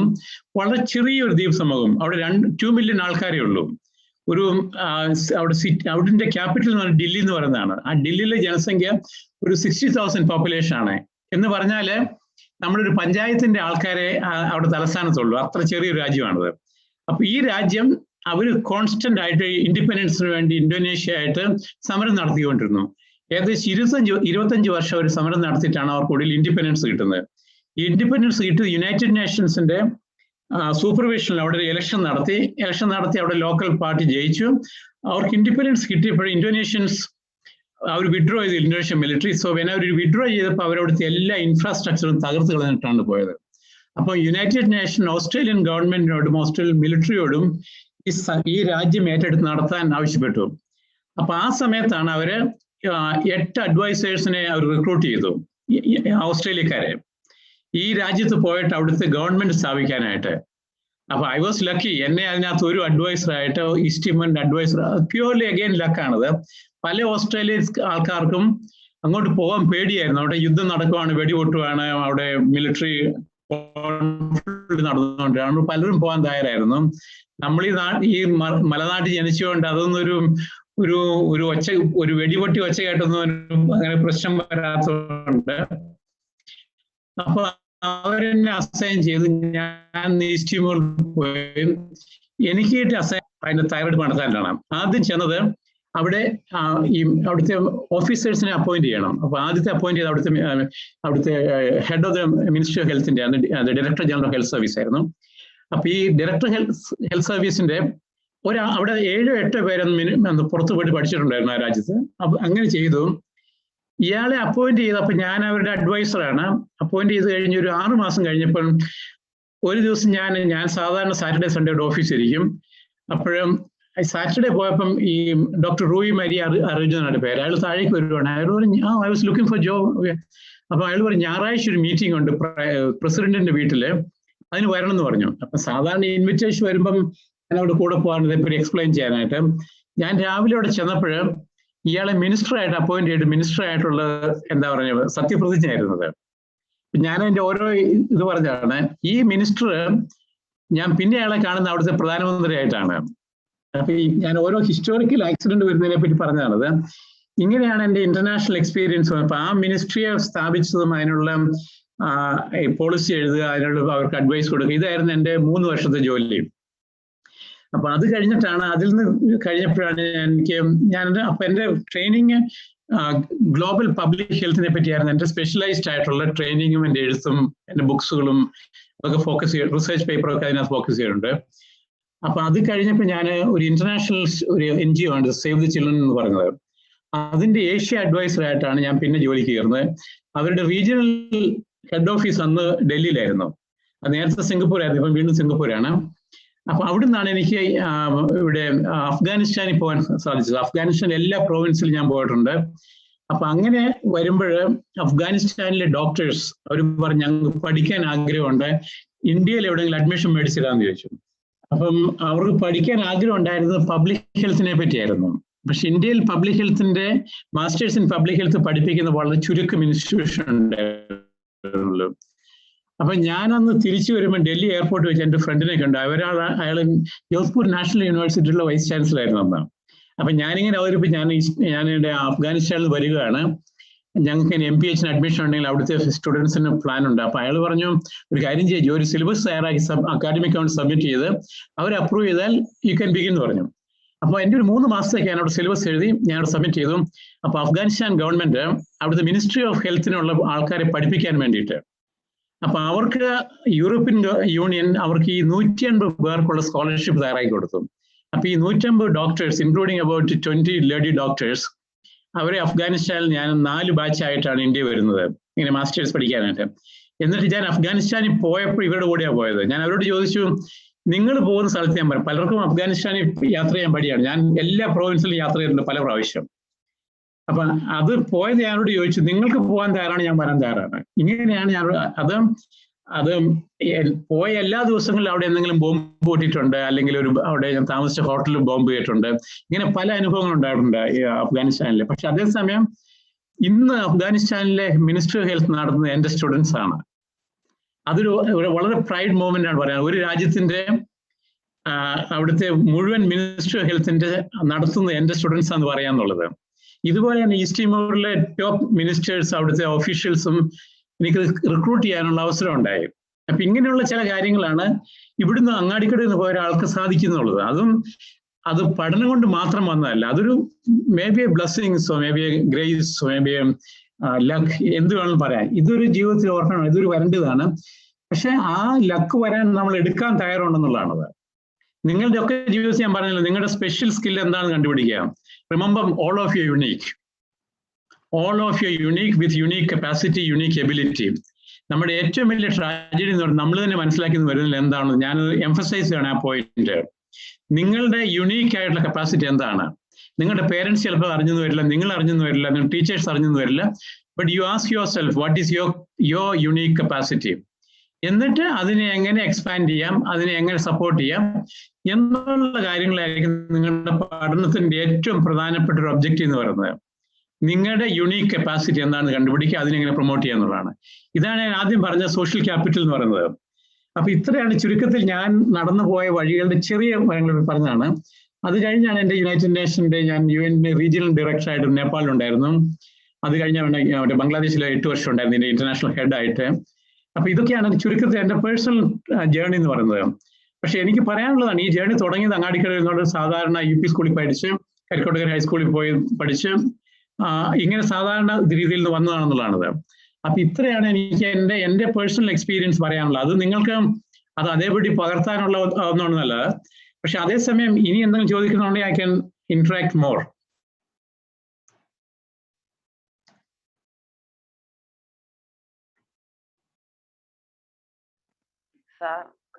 Yes, Anishwara. Yeah.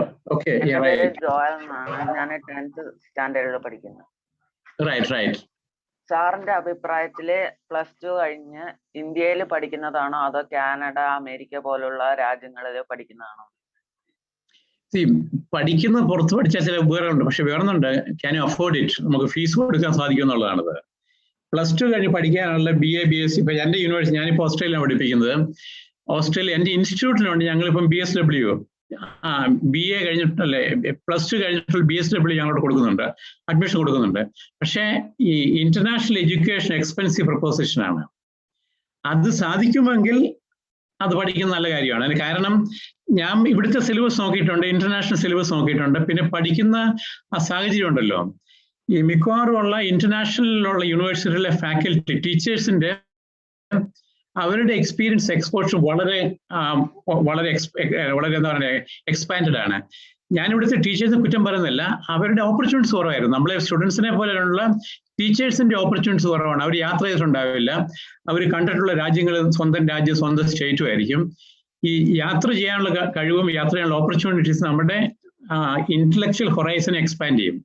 അപ്പൊ ഈ പുറത്ത് പഠിക്കുന്നതിന്റെ ഏറ്റവും പ്രധാനപ്പെട്ട പ്ലസ് പോയിന്റ് എന്ന് പറയുന്നത് നമ്മൾ വേറൊരു ജീവിത രീതിയെ കാണുന്നു, വേറൊരു കൾച്ചറിനെ കാണുന്നു, വേറൊരു ടീച്ചിങ് എൻവയോൺമെന്റിനെ കാണുന്നു. അതുപോലെ തന്നെ ഈ ഇംഗ്ലീഷ് ഒരു ചൊല്ലുണ്ട്, ഓൾഡ് ബോയ്സ് നെറ്റ്വർക്ക് എന്ന് പറഞ്ഞാൽ നമ്മുടെ സമൂഹത്തിൽ നമ്മൾ ജയിച്ചു പോകുന്നത് നമ്മുടെ ഫ്രണ്ട്സിന്റെ സപ്പോർട്ട് കൊണ്ടാണ്. നമ്മൾ ജീവിതത്തിൽ നല്ല ജോലി കിട്ടി, ഇതൊക്കെ നമ്മളെ സഹായിക്കുന്ന പലപ്പോഴും ഫ്രണ്ട്സ് ആയിരിക്കും. അപ്പൊ നമ്മൾ ഇവിടെ പഠിച്ചാൽ ലോക്കൽ ഫ്രണ്ട്സ് ഉണ്ടാവുള്ളൂ, ഇന്റർനാഷണൽ പഠിച്ച് ഇന്റർനാഷണൽ ഫ്രണ്ട്സ് ഉണ്ടാവും. ഇങ്ങനത്തെ ചില കാര്യങ്ങളുണ്ട്, ഇതാണ് ഞാൻ കമ്പയർ ചെയ്യുന്നത്. പക്ഷേ ഇന്റർനാഷണൽ പോകാൻ പറ്റുമോ അത് വേണമെന്നുള്ള യുവർ പേഴ്സണൽ ഡിസിഷൻ, അല്ലെങ്കിൽ നിങ്ങളുടെ പേരൻസിന്റെ ഡിസിഷൻ. പലപ്പോഴും അത് പോകാനുള്ള സാമ്പത്തിക സ്ഥിതി ഉണ്ടായെന്ന് വരില്ല. ഇത്ര എനിക്ക് പറയാനുള്ളത്. Thank you sir. Thank you. ഇനി ആർക്ക് ചോദിക്കാനുള്ളവർക്ക് ചോദിക്കാം.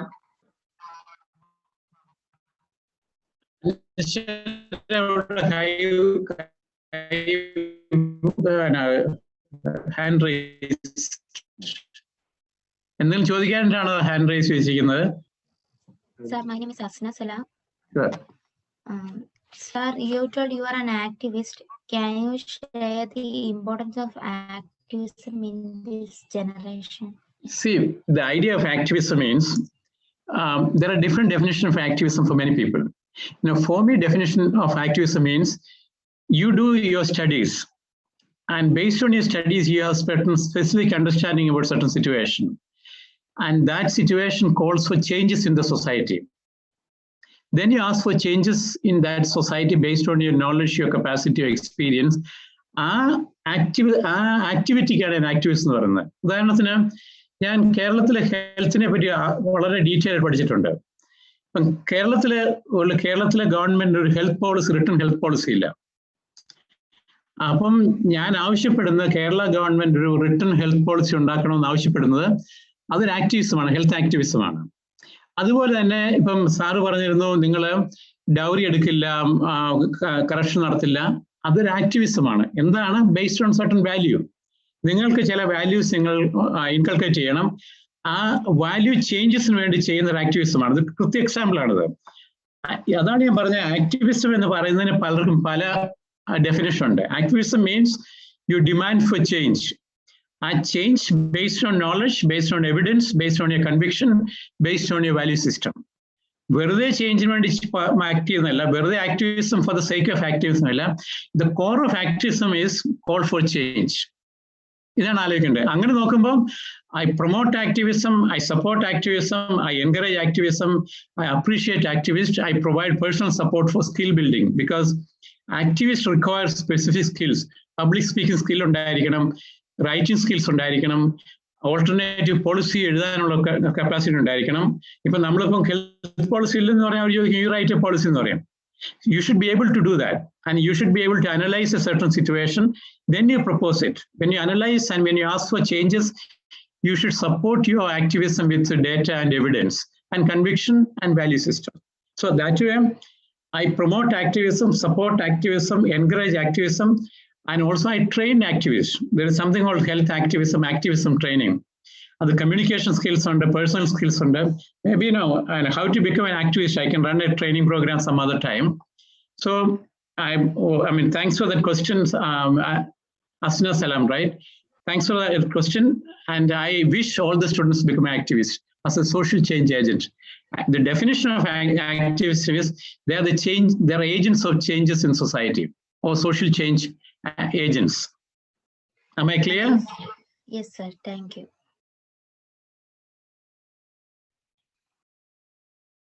ചോദിക്കാൻ ഉണ്ടോ? ഇനി ചോദിച്ചോളൂ. സിയ ബെന്നി ചോദിച്ചോ. Yes, Kia Benny. Yeah. Could you please tell? You got the inspiration? Oh, it's a difficult question. I don't know where I derived this question. I told you that you derive inspiration from a range of sources. Sometimes the inspiration comes from your parents, your teachers, your friends. Sometimes your friends are the main inspiration. You may not remember. You derive inspiration from newspaper. You derive inspiration from new information. And you derive inspiration from your experience. Sometimes you get a travel. When I say travel, not necessarily international travel, even the local travel. Certain incidents inspire you. So inspiration means actually what is inspiration means? A spark which inspires to think differently. The definition of inspiration means where is the source of inspiration? You have to remember that something prompted you to think differently. So that is my definition of inspiration. So sometimes you started thinking differently because of your own intuition. You have tried to solve a problem, so you started thinking differently. Then inspiration എല്ലാ കുട്ടികളും ഒന്നിച്ച് ഒരാളായിട്ടിരിക്കുന്നത് നിങ്ങൾ രണ്ടുപേരും ഒന്നിച്ചിരുന്ന് program attend ചെയ്യാണത്. That itself is something new, something different. Because you may not have two different mobile phone. പക്ഷെ അതൊരു innovative ആയിട്ട് നിങ്ങൾ രണ്ടുപേരും ഒന്നിച്ചിരുന്ന് അറ്റൻഡ് ചെയ്തു. മറ്റുള്ളവരിൽ നിന്ന് കുറച്ച് വ്യത്യാസമായിട്ട് ഇതൊരു ഇൻസ്പിറേഷൻ ആണ്. സോ അത് capacity to learn work together. ഇങ്ങനെ ഈ ഇൻസ്പിറേഷൻ പറയുന്നത് പലതാണ്. അത് പല സോഴ്സിൽ നിന്നാണ് വരുന്നത്, പല രീതിയിലാണ് വരുന്നത്. അല്ലാതെ ഒരൊറ്റ ആളിൽ നിന്ന് മാത്രമല്ല നമ്മുടെ ഇൻസ്പിറേഷൻ വരുന്നത്. പല രീതിയിൽ നിന്നും പല സിറ്റുവേഷനിലും പല കോണ്ടെക്സ്റ്റിലും ഇൻസ്പിറേഷൻ വരുന്നത് നമ്മൾ സ്റ്റാർട്ടഡ് തിങ്കിങ് അബൌട്ട് സംതിങ് ആണ് ആദ്യത്തെ സ്റ്റെപ്പ് ഒരു ഇൻസ്പിറേഷൻ എന്ന് പറയുന്നത്. രണ്ടാമത്തെ പറഞ്ഞാൽ യു തിങ്ക് ഡിഫറെന്റ്ലി. മൂന്നാമത്തെ കാര്യം you sustain that idea which came in your mind. ഇതാണ് അതിൻ്റെ ഒരു സ്റ്റേജസ് ഓഫ് ഇൻസ്പിറേഷൻ. ഇൻസ്പിറേഷൻ മാത്രം വന്നാൽ പോരാ, ഇൻസ്പിറേഷൻ യു ഇംപ്ലിമെന്റ് ചെയ്യും.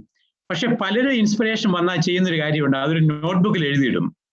നിങ്ങൾക്കൊരു ഡയറി ഉണ്ടാക്കുക, ഇൻസ്പിറേഷൻ ഡയറി എന്ന് പറഞ്ഞാൽ പല ഐഡിയാസും വരുന്നത് നിങ്ങൾക്ക് ഇംപ്ലിമെന്റ് ചെയ്യാൻ സാധിക്കുന്നില്ല അന്നേരം. പക്ഷെ പലപ്പോഴും നിങ്ങളുടെ ബ്രെയിൻ എന്ന് പറയുന്ന ഐഡിയ മാനുഫാക്ചറിങ് ഫാക്ടറിയാണ്.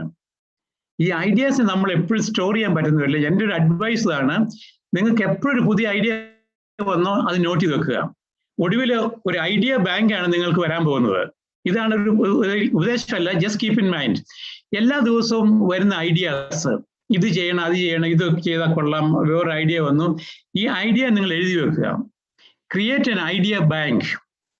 ഇത് ഇന്നല്ല, വർഷങ്ങളോട് വരുമ്പോൾ നിങ്ങൾ തിരിച്ചു നോക്കുമ്പോൾ ഈ ഐഡിയ ബാങ്ക് ആയിരിക്കും നിങ്ങളുടെ ഇൻസ്പിറേഷന്റെ ഒരു പ്രധാന സോഴ്സ്. ഇത് എഴുതി വെച്ചാൽ ഗുണം എന്ന് പറഞ്ഞാൽ we can go back and revisit it. This is my advice. Create an inspiration idea bank. ഇതൊരു എന്താ പറയുക, ടു ഡു ലിസ്റ്റിലേക്ക് വന്നാൽ നിങ്ങൾക്ക് ഓരോരുത്തർക്കും ഒരു ഐഡിയ ബാങ്ക് ഉണ്ടായിരിക്കുക. എന്ന് വരുന്ന ഐഡിയ മതി, എന്ത് ഐഡിയയിലും അത് പൊട്ടത്തരാന്ന് പലരും പറഞ്ഞു തരും. Whatever ideas your idea, write it down. അതിന്റെ കാരണം ഓരോ ദിവസങ്ങൾക്ക് 100 കണക്കിന് ഐഡിയാസ് വരുന്നത്. ഈ ഐഡിയാസ് എല്ലാം പോയെന്ന് വരും പിറ്റേ ദിവസം ആകുമ്പം. പിറ്റേ ദിവസം പുതിയ ഐഡിയ വരും. ഈ ഐഡിയാസ് നമ്മൾ ക്യാപ്ചർ ചെയ്യാനുള്ള സിസ്റ്റം ഇല്ലത്. ഏറ്റവും പറ്റിയതാണ് നമ്മൾ ഡയറി എഴുതുന്നതിന് പകരം ഡയറി പലരും ഡയറി എഴുതായിരിക്കും, അതുപോലെ എഴുതുന്നതാണ് നിങ്ങളുടെ ഐഡിയ ബുക്ക്, ഇൻസ്പിറേഷൻ ബുക്ക്. ഇനിയുണ്ടോ ക്വസ്റ്റ്യൻ എന്തെങ്കിലും? Hi sir, my name is Alvin. Hello. Hello. Right. Hello. Sir, could you hear me? Yes, I can. Yeah. Okay, my name is Alvin James. So I have a question for you. Would you please answer me? Yeah, sure. That's what I'm here for. Would you please tell me that which is your best experience? Which was your best experience in your life that you have experienced? Most that I can പല ഇതുണ്ട്. ഞാൻ ഉദാഹരണത്തിന് എനിക്ക് നിങ്ങൾക്ക് sustainable development goal എന്ന് പറഞ്ഞ് നിങ്ങൾ കേട്ടിട്ടുണ്ടായിരുന്നെങ്കിലും, ഈ സസ്റ്റൈനബിൾ ഡെവലപ്മെന്റ് ഗോൾ എന്നുള്ള യുണൈറ്റഡ് നേഷന്റെ ഒരു സെറ്റ് ഓഫ് ഗോൾസ് ആണ്, 17 ഗോൾസ്. അത് ഇന്റർനാഷണൽ കമ്മ്യൂണിറ്റി ഒന്നിച്ചുകൂടി യുണൈറ്റഡ് നേഷന്റെ ജനറൽ അസംബ്ലി ന്യൂയോർക്കില് അത് അവരാണ് അപ്രൂവ് ചെയ്തിരിക്കുന്നത് 17 സസ്റ്റൈനബിൾ ഡെവലപ്മെന്റ് ഗോൾ. ഇത് നിങ്ങളുടെ ഹോംവർക്ക് ചെയ്യേണ്ട കാര്യമാണ്. സസ്റ്റൈനബിൾ ഡെവലപ്മെന്റ് ഗോൾ എന്താണെന്നുള്ളത് തീർച്ചയായിട്ടും നിങ്ങൾ ഏതെങ്കിലും ഇന്റർവ്യൂവിന് പോകുമ്പോൾ വരാൻ സാധ്യതയുള്ള കാര്യമാണ്. എന്താണ് സസ്റ്റൈനബിൾ ഡെവലപ്മെന്റ് ഗോൾ എന്നുള്ളത്? അപ്പൊ UN ജനറൽ അസംബ്ലി അന്ന് 180ഓളം ഹെഡ് ഓഫ് ദി സ്റ്റേറ്റ്സ് വന്നിരുന്നത്, ഇൻക്ലൂഡിങ് നമ്മുടെ prime minister Modi was there. അന്ന് ഇത്രയും പേരുടെ സംസാരത്തില് എനിക്കത് അറ്റൻഡ് ചെയ്യാനുള്ള അവസരം ഉണ്ടായിരുന്നു. ഞാനത് അവിടെ അറ്റൻഡ് ചെയ്തു. എനിക്ക് അവിടെ സംസാരിക്കാനുള്ള അവസരം ഉണ്ടായിരുന്നു 4 മിനിറ്റ് നേരത്തെ, 1400 വാക്കുകളുടെ ഒരു സ്റ്റേറ്റ്മെന്റ്. ആൻഡ് പ്രൊഫഷണലി ഞാൻ അത് കരുതുന്നുണ്ട് ഏറ്റവും ഒരു എന്താ പറയുക ഒരു പ്രധാന എക്സ്പീരിയൻസ്, ഷെരീഷിമായ എക്സ്പീരിയൻസ് ആണ് UN ജനറൽ അസംബ്ലിയിൽ പ്രൈം മിനിസ്റ്റർ മോദി സംസാരിച്ച അതേ പോഡിയത്തിൽ സംസാരിക്കാനുള്ള. പ്രൈം മിനിസ്റ്റർ മോദി അല്ല, അന്ന് ഒബാമയാണ് സംസാരിച്ചിട്ടുണ്ട്. എല്ലാ ഹെഡ് ഓഫ് ദി സ്റ്റേറ്റ് സംസാരിച്ചിട്ടുണ്ട്. ഞങ്ങൾക്ക് ഈ UN അഫിലിയേറ്റഡ് ഇൻസ്റ്റിറ്റ്യൂഷന്റെ ഹെഡ്സിനെ വിളിച്ചിരുന്നു അവിടെ സംസാരിക്കാനായിട്ട്.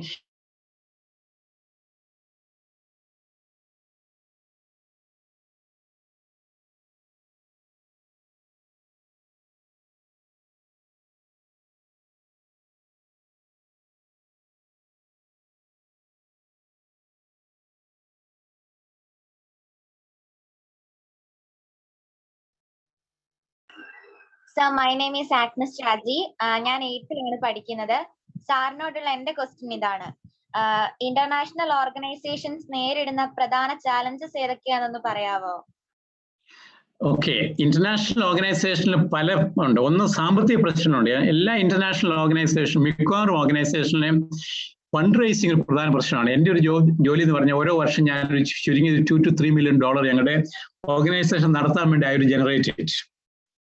അതൊരു പ്രധാന ഭാഗമാണ്. രണ്ടാമത്തെ കാര്യം, ഈ ഇന്റർനാഷണൽ ഓർഗനൈസേഷൻ വർക്ക് ചെയ്യുന്ന ചില ലീഗൽ കോൺട്രാക്റ്റുകളുണ്ട്. കൺട്രി ടു കൺട്രി കോൺട്രാക്ട് ഉണ്ട്. ഇതിന് പറയുന്ന ഡിപ്ലോമാറ്റിക് പ്രിവിലേജസ് എന്ന് പറയുന്നത്. അങ്ങനത്തെ അതിനെ എപ്പോഴും കോൺസ്റ്റന്റ് ആയിട്ട് റിവൈസ് ചെയ്യും. ഇങ്ങനെ രണ്ടാമത്തെ ഉണ്ട്. മൂന്നാമത്തത്, ഈ മിക്ക യുണൈറ്റഡ് നേഷൻ ഓർഗനൈസേഷനും ഗ്രൗണ്ട് ലെവലിൽ റിലവൻസ് ഇല്ലാതെ വരും. UN-ന്റെ ഹെഡ് എന്ന് പറഞ്ഞാൽ you can fly around every day. പക്ഷെ അതുകൊണ്ടുള്ള പ്രാക്ടിക്കലി എന്താണ് നിങ്ങൾ ഗ്രൗണ്ട് ലെവൽ ഇമ്പാക്ട് ഉണ്ടാക്കുന്നതാണ്. ഇങ്ങനെ 2 3 സാമ്പത്തിക പ്രശ്നം എന്നുള്ളത്, രണ്ടാമത്തെ ലെജിറ്റിമസിയും, മൂന്നാമത്തെ റിലവൻസ്. ഇതാണ് ഏറ്റവും പ്രധാനപ്പെട്ടത്. റിലവൻസ് എന്ന് പറയുന്ന ഉദാഹരണത്തിന് ഞാൻ പറയാം. ഞാൻ കമ്മ്യൂണിറ്റി ഹെൽത്തിനെ പറ്റി സംസാരിക്കുന്നത്. ഈ ഹെൽത്തിന്റെ ഇമ്പാക്ട് എങ്ങനെ താഴെ നിങ്ങൾ ഗ്രൗണ്ടിൽ ഉണ്ടാക്കും. അപ്പൊ ഒരു പ്രോജക്റ്റ് ഞാൻ ചെയ്തത് ഇന്ത്യ ബംഗ്ലാദേശ് ബയലാറ്ററൽ എഗ്രിമെന്റിൽ ഒരു പ്രോജക്റ്റ് എന്ന് പറഞ്ഞാൽ അവിടെ 100 കമ്മ്യൂണിറ്റി ക്ലിനിക് ഉണ്ടാക്കാനുള്ള സാമ്പത്തിക സഹായം ഗവൺമെന്റ് ഓഫ് ഇന്ത്യ ആണത്. അന്ന് സുഷമ സ്വരാജ് ആയിരുന്നു ഹെൽത്ത് മിനിസ്റ്റർ. അവര് $1.5 million എൻ്റെ ഏജൻസി ഏൽപ്പിച്ചു അവർക്ക് 100 ക്ലിനിക് ഉണ്ടാക്കാനായിട്ട്. പക്ഷെ ഞങ്ങൾ UN പോയി സംസാരിക്കുന്ന അതിനോടനുബന്ധിച്ച് തന്നെ ഇത് ഗ്രൗണ്ട് ലെവൽ ഇംപ്ലിമെന്റ് ചെയ്യാനുള്ള സാമ്പത്തിക ഇൻകം ജനറേഷൻ ഗവൺമെന്റ് ഓഫ് ഇന്ത്യയിൽ $1.5 million കിട്ടുക എന്ന് പറയുന്നത്, അതും ബംഗ്ലാദേശ് സ്പെൻഡ് ചെയ്യാൻ നമുക്ക് കിട്ടുക എന്ന് പറയുന്നത്, അതൊരു നമ്മുടെ മലയാളത്തിൽ പറഞ്ഞ ബാലികേര മല എന്ന് പറയുന്ന പോലെയാണ്. അതുപോലത്തെ ഒരു കോംപ്ലിക്കേറ്റഡ് ആയിട്ടുള്ള പ്രൊസീജിയറാണ്. അപ്പൊ ഇതൊക്കെയാണ് പ്രധാനമായിട്ട് ചലഞ്ച്. ഞാൻ സമ്മറൈസ് ചെയ്യാം. ഇന്റർനാഷണൽ ഏജൻസികളുടെ സസ്റ്റൈനബിലിറ്റി ത്രൂ ഫിനാൻഷ്യൽ സിസ്റ്റം, പിന്നെ international legal framework, and also how to make international agencies relevant. എനിക്ക് വീണ്ടും പറയാനൊക്കെ ഇത് 3 ഏറ്റവും പ്രധാനമായിട്ട് ഞാൻ പ്രയോറിറ്റി ആയിട്ട് പറയാനുള്ളത്. Thank you, sir. Thank you for asking that question. Sir, കോവിഡിന്റെ പശ്ചാത്തലത്തിൽ കുട്ടികൾ പ്രിപ്പയർ ചെയ്യുകയും തയ്യാറെടുക്കുകയൊക്കെ ആണല്ലോ. അപ്പൊ അതിന്റെ പശ്ചാത്തലത്തിൽ ഇനി നമ്മൾ വേൾഡിൽ ഫേസ് ചെയ്യാൻ പോകുന്ന, പ്രത്യേകിച്ച് കുട്ടികൾ ഫേസ് ചെയ്യാൻ പോകുന്ന എഡ്യൂക്കേഷൻ ലെവലിലേക്കുള്ള ചലഞ്ചസ് എന്തെന്നാണ് സാർ വിഷ്വലൈസ് ചെയ്യുന്നതെന്ന് ഷെയർ ചെയ്യാവോ? ഈ കോവിഡിനെ പറ്റി കഴിഞ്ഞ ജാനുവരി മുതൽ ഞാൻ മോണിറ്റർ ചെയ്യുന്നതാണ്. ഞാനതിനെപ്പറ്റി എക്സ്റ്റൻസീവ് ആയിട്ട് എഴുതിയിട്ടുണ്ട്. എൻ്റെ ഒരു പേപ്പർ ഒരു ഇന്റർനാഷണൽ പേപ്പർ കഴിഞ്ഞ ദിവസം ഞാൻ അതിൻ്റെ ലിങ്ക് അയച്ചു തരാം, നിങ്ങൾക്ക് താല്പര്യം നോക്കാം. ഈ കോവിഡ് പാൻഡമിക്കിന്റെ ഒരു പ്രധാന കാരണം ഈ എൻവയോൺമെന്റൽ ക്രൈസിസ് ആണ്. ഞാൻ ഒന്നുകൂടെ പറയാം, കോവിഡ് വരാനുള്ള ഒരു പ്രധാന കാര്യം നമ്മൾ ഫേസ് ചെയ്യുന്ന എൻവയോൺമെന്റൽ ക്രൈസിസിന്റെ ഒരു സൈഡ് ഇഫക്റ്റ് ആണിത്. നിങ്ങൾ പലപ്പോഴും അത് സംശയം തോന്നി എന്താണ് ഈ കണക്ഷൻ എന്നുള്ളത്. ഈ ഇക്കോളജിക്കൽ ഓർ എൻവയോൺമെന്റൽ ക്രൈസിസിന്റെ ഒരു പ്രധാന ഭാഗം എന്ന് പറയുന്നത് ഈ ഇക്കോളജിക്കൽ കവറേജ്, നമ്മുടെ ഫോറസ്റ്റ് കവറേജും ഈ നാച്ചുറൽ ഹാബിറ്റാറ്റും അതിന്റെ ഏരിയസ് കുറഞ്ഞു വരുവാണ്. അതുകൊണ്ട് സംഭവിക്കുന്ന ഒരു കാര്യം എന്ന് പറഞ്ഞാൽ ഈ നാച്ചുറൽ ഹാബിറ്റാറ്റിലുള്ള ആനിമൽസും ഹ്യൂമൻ ബീയിങ്ങുമായിട്ട് ഇന്ററാക്ഷൻ കൂടി വരുന്നു. ഇപ്പൊ നിങ്ങളുടെ ഒക്കെ പലരും കേട്ടിട്ടുണ്ട് ആന ഇറങ്ങുന്നു എന്നുള്ളത്. ആന കൃഷിയിടങ്ങൾ നശിപ്പിക്കുന്നു, ആന വരുന്നു, ആനയും മനുഷ്യരും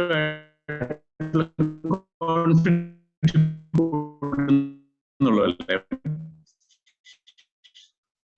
അതുപോലെയുള്ളൊരു വേറൊരു കോവിഡിന്റെ അതിന്റെ വൈറസ് വന്നത് നമ്മുടെ മലയാളത്തിൽ പറഞ്ഞ ഈനാമ്പേച്ചി എന്ന് പറയുന്ന ജീവിയുണ്ടല്ലോ. അത് മനുഷ്യനെ അവര് ഈ വുഹാൻ എന്ന് പറയുന്ന സ്ഥലത്ത്, വുഹാൻ ഞാൻ പോയിട്ടുണ്ട്, ഞാൻ പല പ്രാവശ്യം വുഹാനിൽ പോയിട്ടുണ്ട്. എല്ലാ പ്രോവിൻസും ഞാൻ യാത്ര ചെയ്തിട്ടുണ്ട്. അപ്പൊ വുഹാനിലെ വെറ്റ് മാർക്കറ്റ് നമ്മുടെ മീനെ ഇറച്ചി വിൽക്കുന്ന കടകൾ, അവിടെയുള്ള ഷോപ്പുകളുണ്ട്. അപ്പൊ അവിടെ വന്യമൃഗങ്ങളെ കിട്ടുന്നൊരു ഷോപ്പുകളുണ്ട്. അവിടെ ഒരു ഈനാമ്പേച്ചി മുറിച്ച് വിൽക്കാൻ വെക്കും. ഇവിടെ നിന്നാണ് ഈ വൈറസ് വന്നതെന്നാണ് കണക്കൂട്ടലുള്ളത്. രണ്ടാമത് എയ്ഡ്സിനെ പറ്റി കേട്ടിട്ടുണ്ട്, HIV ഇൻഫെക്ഷൻ, എയ്ഡ്സ് ഇൻഫെക്ഷൻ. അത് വന്നത് ഒരു ചിമ്പാൻസിയിൽ നിന്ന് മനുഷ്യരിലേക്ക് ഒരു 60 വർഷം സ്പീഷീസ് ജമ്പ് നടക്കുകയാണ്. ഞങ്ങളുടെ അസസ്മെന്റ് ഇതാണ്, ഇങ്ങനത്തെ ഒരു സ്പീഷീസിൽ നിന്ന് മറ്റു സ്പീഷീസിൽ നിന്ന്, മറ്റു വന്യമൃഗങ്ങളിൽ നിന്നും വൈൽഡ് സ്പീഷീസിൽ നിന്ന് ഹ്യൂമൻ ബീയിങ്ങിലേക്ക് ഇനിയും ഫ്യൂച്ചറിൽ വരാൻ സാധ്യതയുണ്ട്. ഇപ്പം കോവിഡ് വന്ന് ആ വൈറസ് വന്നു, സാർക്ക് വൈറസ് 2 വന്നിരുന്നു. അതുപോലുള്ള വീണ്ടും മറ്റുള്ള പല വൈറസും ഹ്യൂമൻ ബീയിങ്ങിലേക്ക് വരും. നിപ്പ വൈറസിനെ പറ്റി കേട്ടിരുന്നു. ഇതുപോലുള്ള മോസ്റ്റ് സ്ട്രോങ്, ഇപ്പൊ അതുപോലെ തന്നെ ഒരു 3-4 പാൻഡമിക് സൈമിൾട്ടേനിയസ് പോയിക്കൊണ്ടിരിക്കുകയാണ്. ഇപ്പം പല എപ്പിഡമിക്, ഒന്ന് എയ്ഡ്സ് ഇപ്പോഴും നടന്നുകൊണ്ടിരിക്കുകയാണ്. അതുപോലെ നിപ്പ വൈറസ് ഇടയ്ക്കിടയ്ക്ക് വന്നുകൊണ്ടിരിക്കും. അതുപോലെ ഇബോള വൈറസ്, ഇബോളയൊക്കെ ലോക്കലൈസ്ഡ് ആയിട്ടുള്ള ഇൻഫെക്ഷൻ ആണ്. കോവിഡ് പാൻഡമിക് ആണ് because of the globalisation, travel globalisation കൊണ്ടാണ് എക്സ്പാൻഡ്. നമ്മളിപ്പോൾ ഒരു 8 മണിക്കൂർ ലോകത്ത് എവിടെയും ചെല്ലാവുന്ന എയർലൈൻ സിസ്റ്റംസ് ഉണ്ട്. ഈ airline systems also spread the infection. ഇപ്പൊ ഇതാണ് കോവിഡ് പാൻഡമിക് വരുന്നതിന്റെ ഒരു പ്രധാന കാരണം. ഈ എൻവയോൺമെന്റൽ ക്രൈസിസിനെ നമ്മൾ മാനേജ് ചെയ്യുന്നതാണ് അതിന്റെ ഒരു സൈഡ് എഫക്റ്റ് ആയിട്ടുണ്ട്. ഇതിന്റെ ഒരു സ്കൂൾ ഓഫ് തോട്ടാണ്, ഒരു തിയറിയാണത്. ഇതിന്റെ വരാൻ പോകുന്നത് ഇതുപോലെ അടുത്ത ഫ്യൂച്ചറിൽ തന്നെ ഇതുപോലെ അടുത്തുള്ള ഇൻഫെക്ഷൻ വരാം. ഇത് ഇത്രയും വിറുലന്റ് ആകണമെന്നില്ല, ഇത്രയും സ്ട്രോങ് ആകണമെന്നില്ല, ചിലപ്പോൾ ഈ സ്ട്രോങ് കൂടുതലായെന്ന് വരാം. അതിനെ പ്രിപ്പയർ ചെയ്യാൻ നമ്മൾ താല്പര്യം ഉണ്ടെന്നുള്ളതാണ്. പിന്നെ വേറൊന്ന് വന്നത്, നമ്മളിപ്പം നമ്മുടെ ഹെൽത്ത് സിസ്റ്റത്തിനുള്ള ഇൻവെസ്റ്റ്മെന്റ് എന്ന് പറഞ്ഞാൽ അത് ഒരു 1.5% of GDP ഉള്ളൂ. ഒരു സ്റ്റാൻഡേർഡ് ആയിട്ടുള്ള ലെവൽ എല്ലാവരുടെയും ഹെൽത്ത് ആൻഡ് വെൽബീയിങ് എൻഷുർ ചെയ്യണമെങ്കിൽ അതൊരു 14% വരെ ഇൻക്രീസ് ചെയ്തിരിക്കണം. എന്തുകൊണ്ടാണ് ഇത്രയും ആൾക്കാർ മരിച്ചത്? അതിന് കാരണം ഹെൽത്ത് സിസ്റ്റം സ്ട്രോങ് അല്ലായിരുന്നുള്ളതാണ്. ഇത് യൂറോപ്യൻ രാജ്യങ്ങൾ ഇങ്ങനെ നടന്നത്.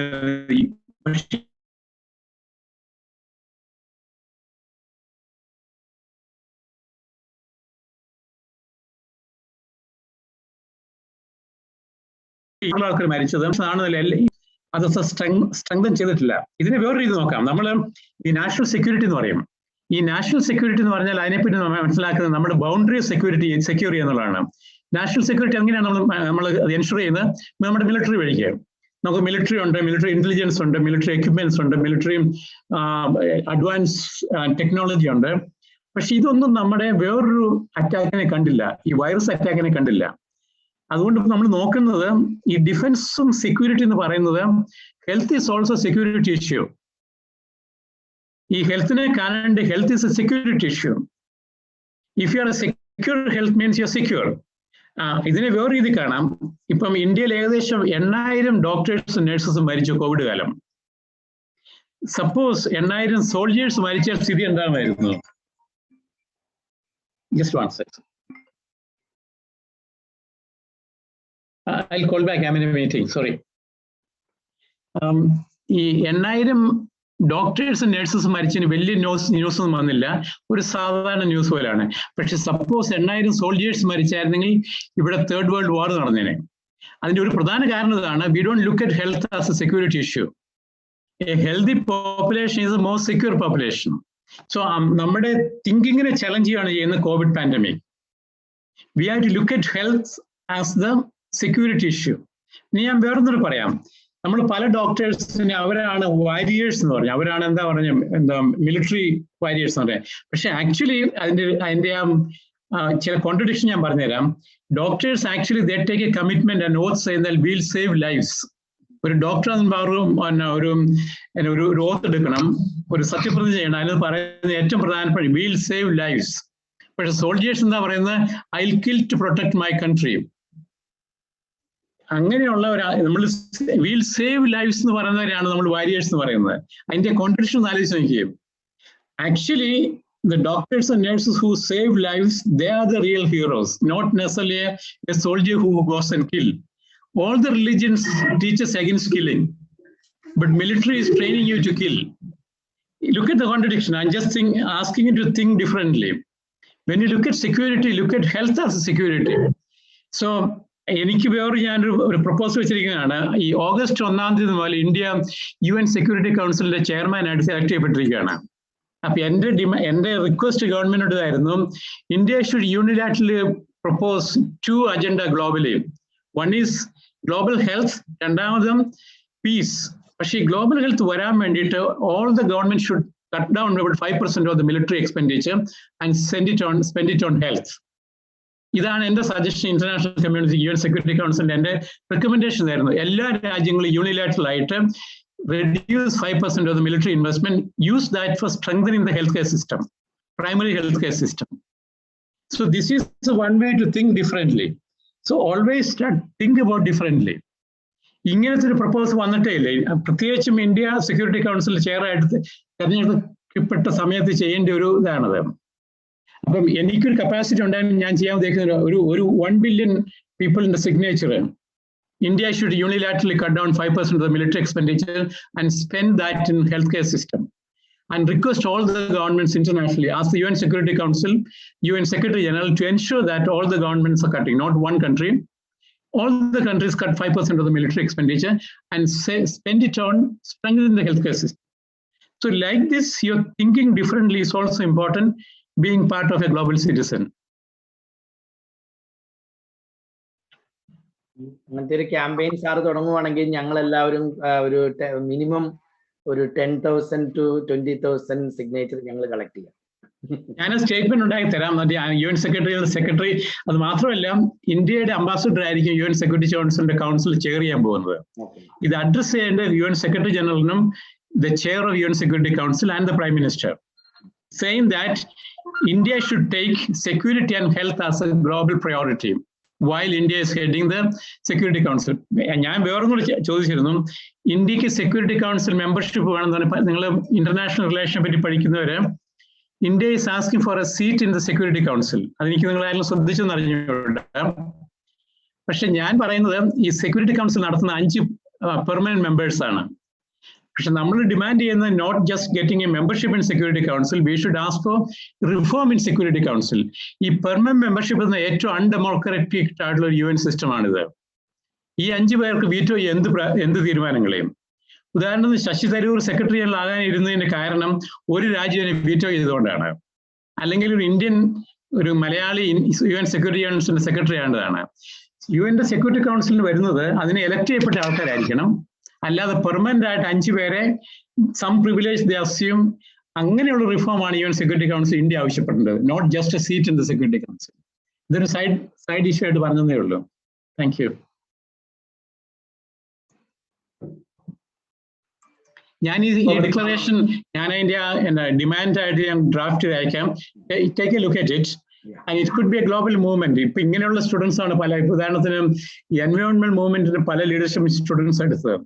ഇപ്പൊ India's role in the UN security council ഞാൻ പറഞ്ഞ 3 കാര്യമാണ്. ഒന്ന്, India should declare health as global health as one of the priority. അതിന്റെ കാരണം ഇതാണ്, ഇന്ത്യ 80 മെമ്മോറണ്ടം ഓഫ് അണ്ടർസ്റ്റാൻഡിങ് 80 രാജ്യങ്ങളുമായിട്ട് സൈൻ ചെയ്തിട്ടുണ്ട്. ഹെൽത്തിന്റെ കാര്യങ്ങളിൽ ഇന്ത്യ അവരുമായിട്ട് ഒന്നിച്ച് വർക്ക് ചെയ്യാന്നുള്ളൂ. ഇതേപ്പറ്റി പുറത്ത് കാണില്ല. 80 കൺട്രീസുമായിട്ട് ഇന്ത്യക്ക് മെമ്മോറണ്ടം ഓഫ് അണ്ടർസ്റ്റാൻഡിങ് സൈൻ ചെയ്തിട്ടുണ്ട്. അപ്പൊ അതാണ് ഇതിന്റെ ഒരു ബേസിസ്. പിന്നെ പീസ് എന്ന് പറയുന്നത്, India is a peace loving country in the broader sense. അതുപോലെ തന്നെ കോവിഡ് കാലഘട്ടത്തുള്ള ഒരു പ്രധാന അജണ്ട എന്ന് പറയുന്നത് promote global peace, not investing on നമ്മൾക്ക് മാത്രമായിട്ട് വാക്സിൻ കണ്ടുപിടിക്കുന്നതല്ല. Vaccine is peace. Covid vaccination is the best example of building peace. ഈ covid vaccine based on messenger RNA കണ്ടുപിടിച്ച ആൾക്കാർക്കായിരിക്കും അടുത്ത Nobel peace prize of medicine വരാൻ പോകുന്നത്. സാർ, ഒരു ഡൗട്ട് ഉണ്ട്. സാർ, ഈ കോവിഡ് വൈറസ് എത്ര നാൾ കൊണ്ട് ഏകദേശം ഈ ലോകത്ത് നിന്ന് പോകും? അതായത് കൺട്രോൾ ചെയ്യാൻ പറ്റും? ഈ കോവിഡ് വൈറസ് ലോകത്ത് നിന്ന് പോകാൻ സാധ്യത കുറവാണ്. പക്ഷെ നമുക്ക് കൺട്രോൾ ചെയ്യാൻ പറ്റിയേക്കും. We learn how to leave with covid virus. ഇതാണ് വരാൻ പോകുന്നത്. ഇതിന്റെ കൃത്യം നമുക്ക് പ്രഡിക്റ്റ് ചെയ്യാൻ പറ്റില്ല. ഒന്ന്, ഇപ്പം തന്നെ 2 വർഷമായി ഓരോ ഇതുപോലെ നമ്മൾ ഒന്ന് നോക്കുന്ന മറ്റുള്ള ഇതുപോലത്തെ വൈറസ് എങ്ങനെ ബിഹേവ് ചെയ്യും എന്നുള്ളതാണത്. ഒന്ന് നിപ്പ വൈറസിന്റെ ഉണ്ട്. അതുപോലെ തന്നെ നമുക്ക് ഏറ്റവും പ്രധാനപ്പെട്ടത് പല HIV വൈറസിന് വന്നിട്ടുണ്ട്. അതുപോലെ ഇബോള വൈറസ്. ഇത് 3 ഏറ്റവും സ്ട്രോങ് ആയിട്ടുള്ള ഇപ്പോഴും ഹിസ്റ്ററിയിലുള്ള പാൻഡമിക് ആയിട്ട് കണ്ടിന്യൂ ചെയ്യുന്നത്. പക്ഷെ ഈ 3 വൈറസും over a period of time അതിൻ്റെ സ്ട്രെങ്ത് കുറഞ്ഞു വന്നു. ഇതൊന്ന് കോവിഡ് പാൻഡമിക് ഇങ്ങനെ അപ്പ് ആൻഡ് ഡൗൺ വന്നിട്ട് ഇത് ബാലൻസ് ചെയ്തിട്ട് നമ്മുടെ ഹ്യൂമൻ ബോഡിക്ക് ഒരു റെസിസ്റ്റൻസ് ഉണ്ടായി വരും കളക്റ്റീവ്ലി. അത് വരാൻ പോകുന്ന രണ്ട് തരത്തിലാണ്. ഒന്ന് ഈ കോവിഡ് വന്നവരുടെ റെസിസ്റ്റൻസും പിന്നെ വാക്സിനേഷൻ വന്നവരുടെ റെസിസ്റ്റൻസും, പിന്നെ ഇന്നേറ്റ് ആയിട്ട് ചില റെസിസ്റ്റൻസ് ഉണ്ട്. ഇങ്ങനെയുള്ള ഈ കോമ്പിനേഷൻ ഓഫ് ചില കാര്യങ്ങൾ കൂടിയിട്ടാണ് ഈ ഒരു പൊതുജന സമൂഹം മുഴുവൻ ഇതിനകത്ത് പാൻഡമിക്കിലേക്കുള്ള റെസിസ്റ്റൻസ് ഉണ്ടാക്കും. അതേസമയം ഇന്ന് ഇതിനെ ട്രീറ്റ്മെന്റ് നടത്താനുള്ള ടെക്നിക്കൽ സ്കിൽസ് ഡോക്ടേഴ്സിന് എക്സ്പാൻഡ് ചെയ്തു. ഇതൊക്കെ സംഭവിച്ച ഒരു വർഷം കൊണ്ടാണെന്ന് ആലോചിക്കണം, 1.5 വർഷം കൊണ്ട്. ആദ്യം തുടങ്ങിയപ്പം ഈ ക്ലിനിക്കൽ പ്രോട്ടോകോൾസ് വളരെ ക്ലിയർ അല്ലായിരുന്നു. ഡോക്ടേഴ്സ് അറിഞ്ഞുകൂടെ എങ്ങനെ ട്രീറ്റ് ചെയ്യണം എന്നുള്ളത്, ഏത് സമയത്താണ് ഈ ഇൻഫെക്ഷൻ കൈവിട്ടു പോകുന്നത്. പക്ഷെ ഇന്ന് നമുക്ക് വളരെ എക്സ്റ്റെൻസീവ് ആയിട്ടുള്ള ക്ലിനിക്കൽ ആൻഡ് മെഡിക്കൽ നോളജ് വന്നിട്ടുണ്ട്. അതുപോലെയാണ് ഹെൽത്ത് നോളജും വന്നിട്ടുണ്ട്, എങ്ങനെ പ്രിവെന്റ് ചെയ്യാന്നുള്ളത്.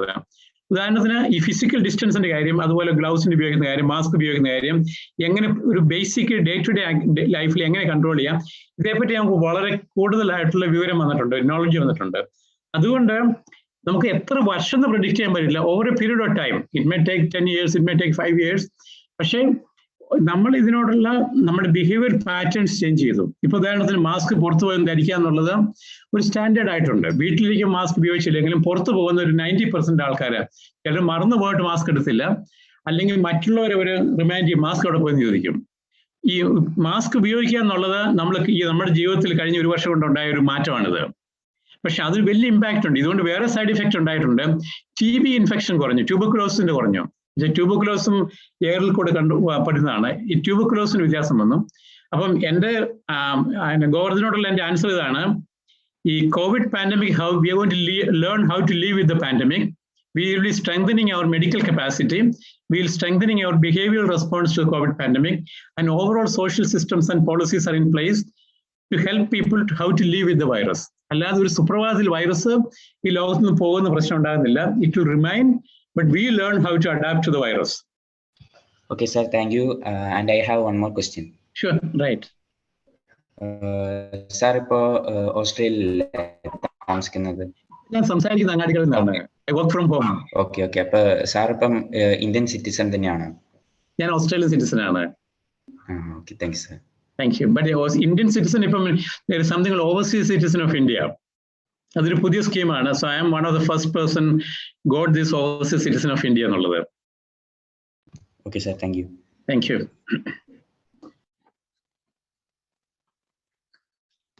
എങ്കിലും ചോദിക്കാനുണ്ടോ? ടീച്ചേഴ്സ് ഉള്ളവർക്ക് ചോദിക്കാം കേട്ടോ. ടീച്ചേഴ്സിന് വേണമെങ്കിൽ ചോദിക്കാം. I'm sorry, എനിക്ക് ആരെ ടീച്ചർ ആരെ സ്റ്റുഡന്റ് അറിഞ്ഞൂടാ. So ഇത് I saw the respect for teachers. If I didn't address you as a teacher. No. ഇതുവരെ എല്ലാവരും ടീച്ചേഴ്സ് സ്റ്റുഡൻസ് തന്നെയാണ് ചോദിച്ചത്. ആർക്കെങ്കിലും ഉണ്ടോ? ചോദിക്കാനുണ്ടോ?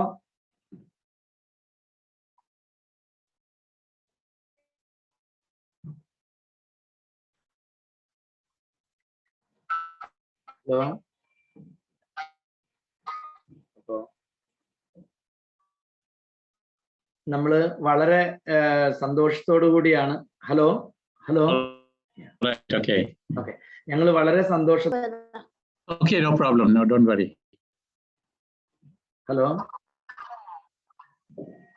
ഹലോ. അത് നെറ്റ്വർക്കിൽ പെട്ടെന്ന് നിന്ന് പോയി. Right. സാർ, എന്റെ പേര് സോഫിയ. ഞാൻ VIBGIOR ഇൻസ്റ്റിറ്റ്യൂട്ടിൽ പഠിച്ചോണ്ടിരിക്കുക. അപ്പൊ സാറിനോട് എനിക്ക് ചോദിക്കാനുള്ളത്, സാറ് വേറെ ഒത്തിരി രാജ്യങ്ങളിൽ വർക്ക് ചെയ്തിട്ടുണ്ടല്ലോ. അപ്പം അവിടെയൊക്കെ സാറിന് വർക്ക് ചെയ്തപ്പോ കുറെ പ്രശ്നങ്ങളെ ഓവർകം ചെയ്യാൻ പറ്റിയിട്ടുണ്ടാവും. സാർ അതിനെയൊക്കെ എങ്ങനെയാണ് ഓവർകം ചെയ്തിട്ടുള്ളത്? ഇനി പുതിയതായിട്ട് വരുന്നവരോട് സാറിന് എന്താണ് കൂടുതൽ പറയാനുള്ളത്? സിറ്റുവേഷൻ ഉണ്ടായാൽ ഞാനൊരു 6 or 7 രാജ്യങ്ങളില് 2 വർഷത്തിൽ ഒറ്റ കാര്യമേ ഇപ്പൊ ചോദിച്ചവര് അവര് നമ്മുടെ IELTS OET അതിന് പ്രിപ്പയർ ചെയ്യുന്നവരാണ്. അപ്പൊ അവരൊരു നേഴ്സാണ്. അപ്പൊ അവരിപ്പോ അങ്ങോട്ട് UK വരാൻ വേണ്ടി തയ്യാറെടുക്കുന്ന ഓക്കെ, താങ്ക് യു. കണ്ടിന്യൂ. ഒന്ന് ഞാൻ 6 രാജ്യങ്ങളില് താമസിച്ചിട്ടുണ്ട്. 2 വർഷത്തിൽ കൂടുതലായിട്ട് ജോലി ചെയ്യാനായിട്ട്. ഒരു ചുരുങ്ങിയത് ഒരു 10-12 രാജ്യങ്ങൾ ഷോർട്ട് ടൈം കൺസൾട്ടൻസി ചെയ്തിട്ടുണ്ട്. മംഗോളിയ ടു നൈജീരിയ വരെയുള്ള ഉദാഹരണം പറഞ്ഞതാണത്.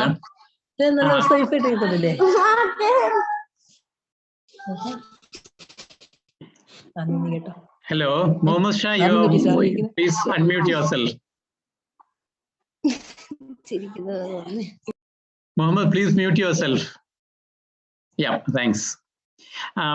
ഇത് ഞാൻ പറയാൻ വന്നത് നിങ്ങൾ എന്താണ് പ്രശ്നങ്ങൾ എങ്ങനെ ഡീൽ ചെയ്യുന്നുള്ളതാണ്. മിക്കവാറുള്ള പ്രശ്നങ്ങൾ ഈസ് എൻ ഓപ്പർച്യൂണിറ്റി. അതാണ് ഓർക്കേണ്ടത്. നമ്മളുടെ പ്രശ്നം എന്ന് പറയുന്നതും ഒരു പ്രോബ്ലം എന്ന് പറയുന്നതും this all opportunities, how you look at it. ഉദാഹരണത്തിന് ഞാൻ ഈസ്റ്റ് തിമോറിൽ പോയപ്പോൾ അന്ന് അവിടെ ഇന്റർനെറ്റ് ഇല്ല.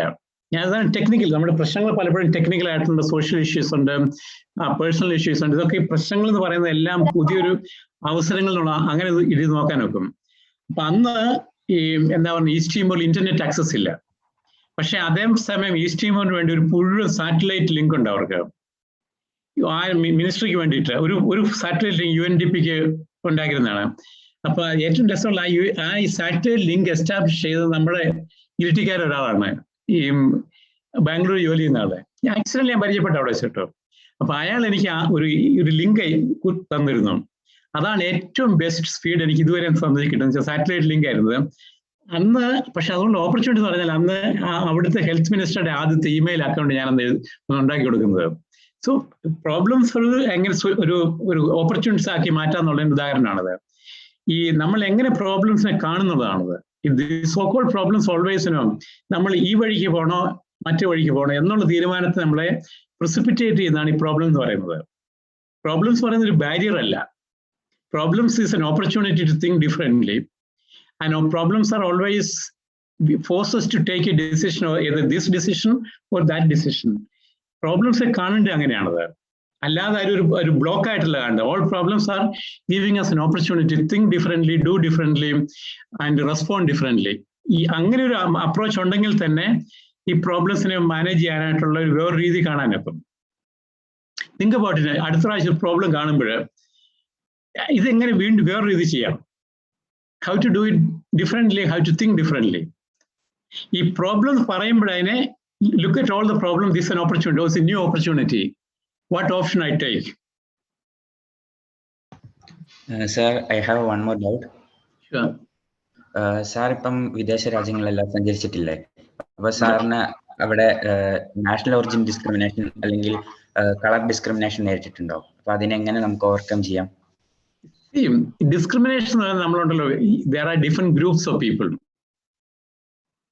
That grouping is based on different category, based on color, based on language skills, based on accent and based on appearance. There are many പല രീതിയിലും നമ്മൾ ആൾക്കാർ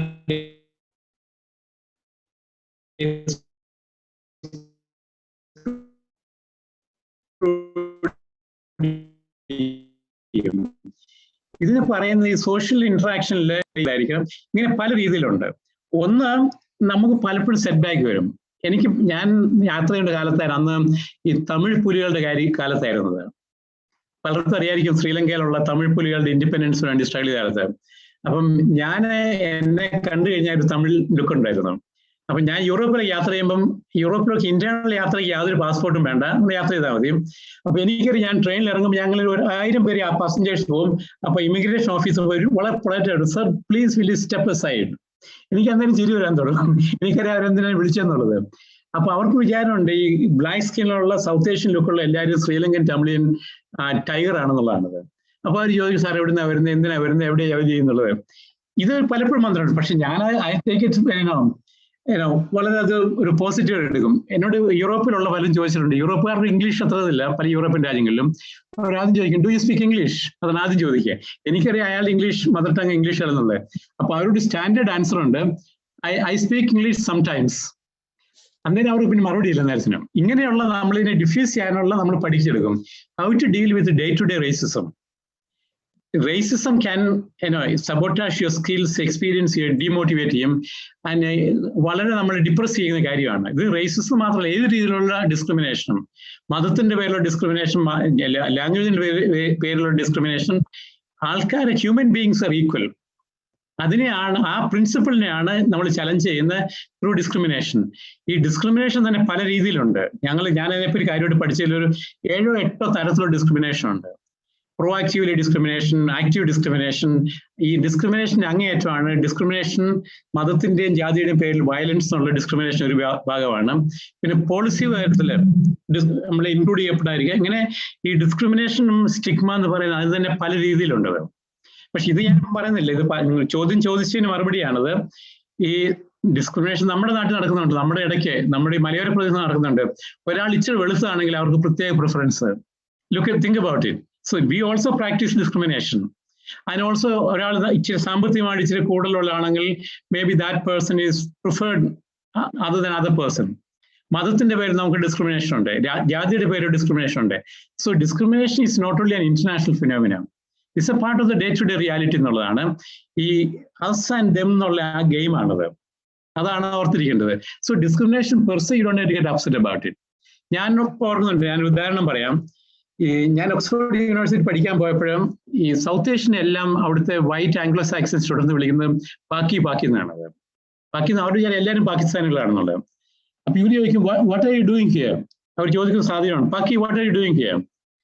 ഞാൻ അവർക്ക് കൊടുക്കുന്ന മറുപടി ഉണ്ട്, നിങ്ങളുടെ ഗ്രാൻഡ് പേരൻസ് എന്റെ ഗ്രാൻഡ് പേരൻസ് വായ്പ എടുത്ത് പൈസയുടെ പലിശ മേടിക്കാൻ വന്നതാണെന്നുള്ളത്. ഇത് ഹിസ്റ്ററി അറിഞ്ഞാൽ പറയുള്ളൂ. എന്ന് വെച്ചാൽ British exploited India for 250 years. So I am here to collect the interest of that exploitation. പക്ഷെ അത് പറയാനുള്ള കൾച്ചറൽ റൈറ്റ്, ആ കോൺഫിഡൻസ് UK മാത്രമേ ഉള്ളൂ. അമേരിക്ക ഇപ്പോൾ നമുക്ക് പറയാൻ പറ്റത്തില്ല. UK, when somebody is discriminated based on color, you can always tell them, listen, your grandparents took money from my grandparents. I'm here to collect the interest of that. അതിൽ ആ ഒരു നമുക്കൊരു കോൺഫിഡൻസ് ഉള്ളൂ. അത് UK മാത്രമേ confidence കിട്ടുള്ളൂ. ഈ ഡിസ്ക്രിമിനേഷനെ deal ചെയ്യാനുള്ള കോണ്ടെക്സ്റ്റ് മാറിക്കൊണ്ടിരിക്കും, അതിന്റെ ആൻസർ മാറിക്കൊണ്ടിരിക്കും, അതിന്റെ ടെക്നിക്സ് മാറിക്കൊണ്ടിരിക്കും, ആ സ്കിൽസ് മാറിക്കൊണ്ടിരിക്കും. So discrimination per se don't get worried about it. As A discrimination, നമ്മുടെ നാട്ടിലെ ഡിസ്ക്രിമിനേഷൻ നമ്മൾ എങ്ങനെ ഡീൽ ചെയ്യുന്നതാണ് കാര്യമായിട്ട് ആലോചിക്കേണ്ടത്. Thank you. Thank you sir. സാറേ, എൻ്റെ പേര് ജോൺസൺ എന്നാണ്. ഞാൻ അടക്കാത്തൂർ ഹൈസ്കൂളിലെ അധ്യാപകനാണ്. സാറേ, പൊതുവെ നമ്മുടെ കുട്ടികൾക്ക് ഇപ്പോഴുള്ള കുട്ടികൾക്ക് ലക്ഷ്യബോധം ഇല്ലെന്നൊരു ചിന്തയുണ്ട് പൊതുവെ. പക്ഷെ അതിന് അപവാദങ്ങളുണ്ട്. ഒത്തിരി നല്ല കുട്ടികൾ നേരത്തെ തന്നെ ലക്ഷ്യം കണ്ടുപിടിച്ച് എന്ത് ചെയ്യണമെന്നൊക്കെ ആഗ്രഹിക്കുന്നവരുണ്ട്. ഈ ഫിനിഷിംഗ് സ്കൂൾ പ്രോഗ്രാമിൽ കൂടിയും അങ്ങനെ ഒത്തിരി കുട്ടികൾ ലക്ഷ്യത്തിലെത്താൻ വേണ്ടി ശ്രമിക്കുന്നവരാണ്. ഞാൻ ചോദിച്ചത്, അപ്പോൾ നമ്മുടെ ഈ ലക്ഷ്യബോധം എത്താനും ലക്ഷ്യബോധം കണ്ടുപിടിക്കാനും അതിലൂടെ ഒരു ഉയർന്ന തലത്തിൽ അവർ ആഗ്രഹിക്കുന്ന വിധത്തിലേക്ക് എത്തിച്ചേരാനും സാറിന്റെ അനുഭവത്തിൽ നിന്നുകൊണ്ട് നമ്മുടെ കുട്ടികൾക്ക് നൽകുന്ന 2-3 നിർദ്ദേശങ്ങൾ പറയാമോ? അവർക്ക് ആ ലക്ഷ്യം എത്തിച്ചേരാൻ, അല്ലെങ്കിൽ അവർ ആഗ്രഹിക്കുന്ന ആ ഒരു ജോലിയിലേക്ക് എത്താൻ വേണ്ടിയുള്ള 2-3 മാർഗങ്ങൾ. ഈ ലക്ഷ്യബോധം എന്നുള്ള ഐഡിയ, ഈ ലക്ഷ്യബോധം ആരാണ് ഡിഫൈൻ ചെയ്യുന്നുള്ളതാണത്. പലപ്പോഴും നമ്മുടെ ലക്ഷ്യബോധം എന്ന് പറഞ്ഞാൽ ഡോക്ടറാണ്,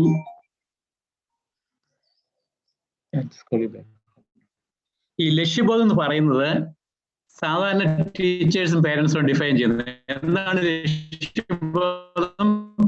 എഞ്ചിനീയർ ആകണം, ഡോക്ടർ ആകണം, ഇത് മാത്രമാണ് ലക്ഷ്യബോധം എന്നുള്ളതിന് ആ ഒരു ഐഡിയ. ലക്ഷ്യബോധം എന്ന് പറയുന്നത് എല്ലാ കുട്ടികൾക്കും ലക്ഷ്യബോധമുണ്ട്. ഒന്നാമത്തെ ലക്ഷ്യബോധം, I want to be relevant to the society. I want to acquire skills enough to become a relevant person in the family. I want to acquire skills necessary to be a person who is relevant in my society.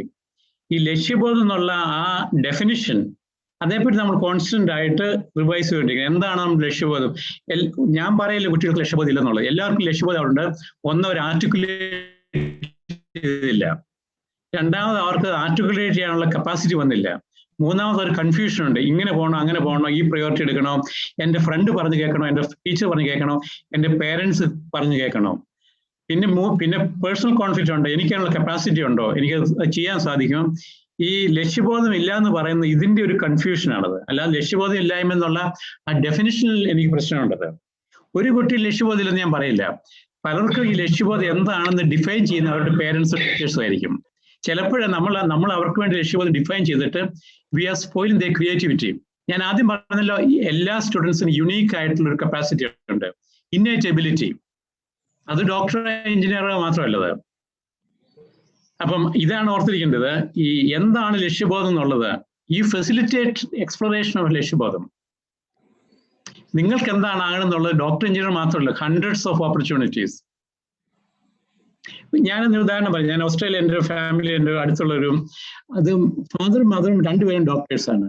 അവർ 2 കുട്ടികളുള്ളൂ. മൂത്തവനും ഡോക്ടറാണ്. രണ്ടാമതും പഠിക്കാൻ extremely skilful ആണ്.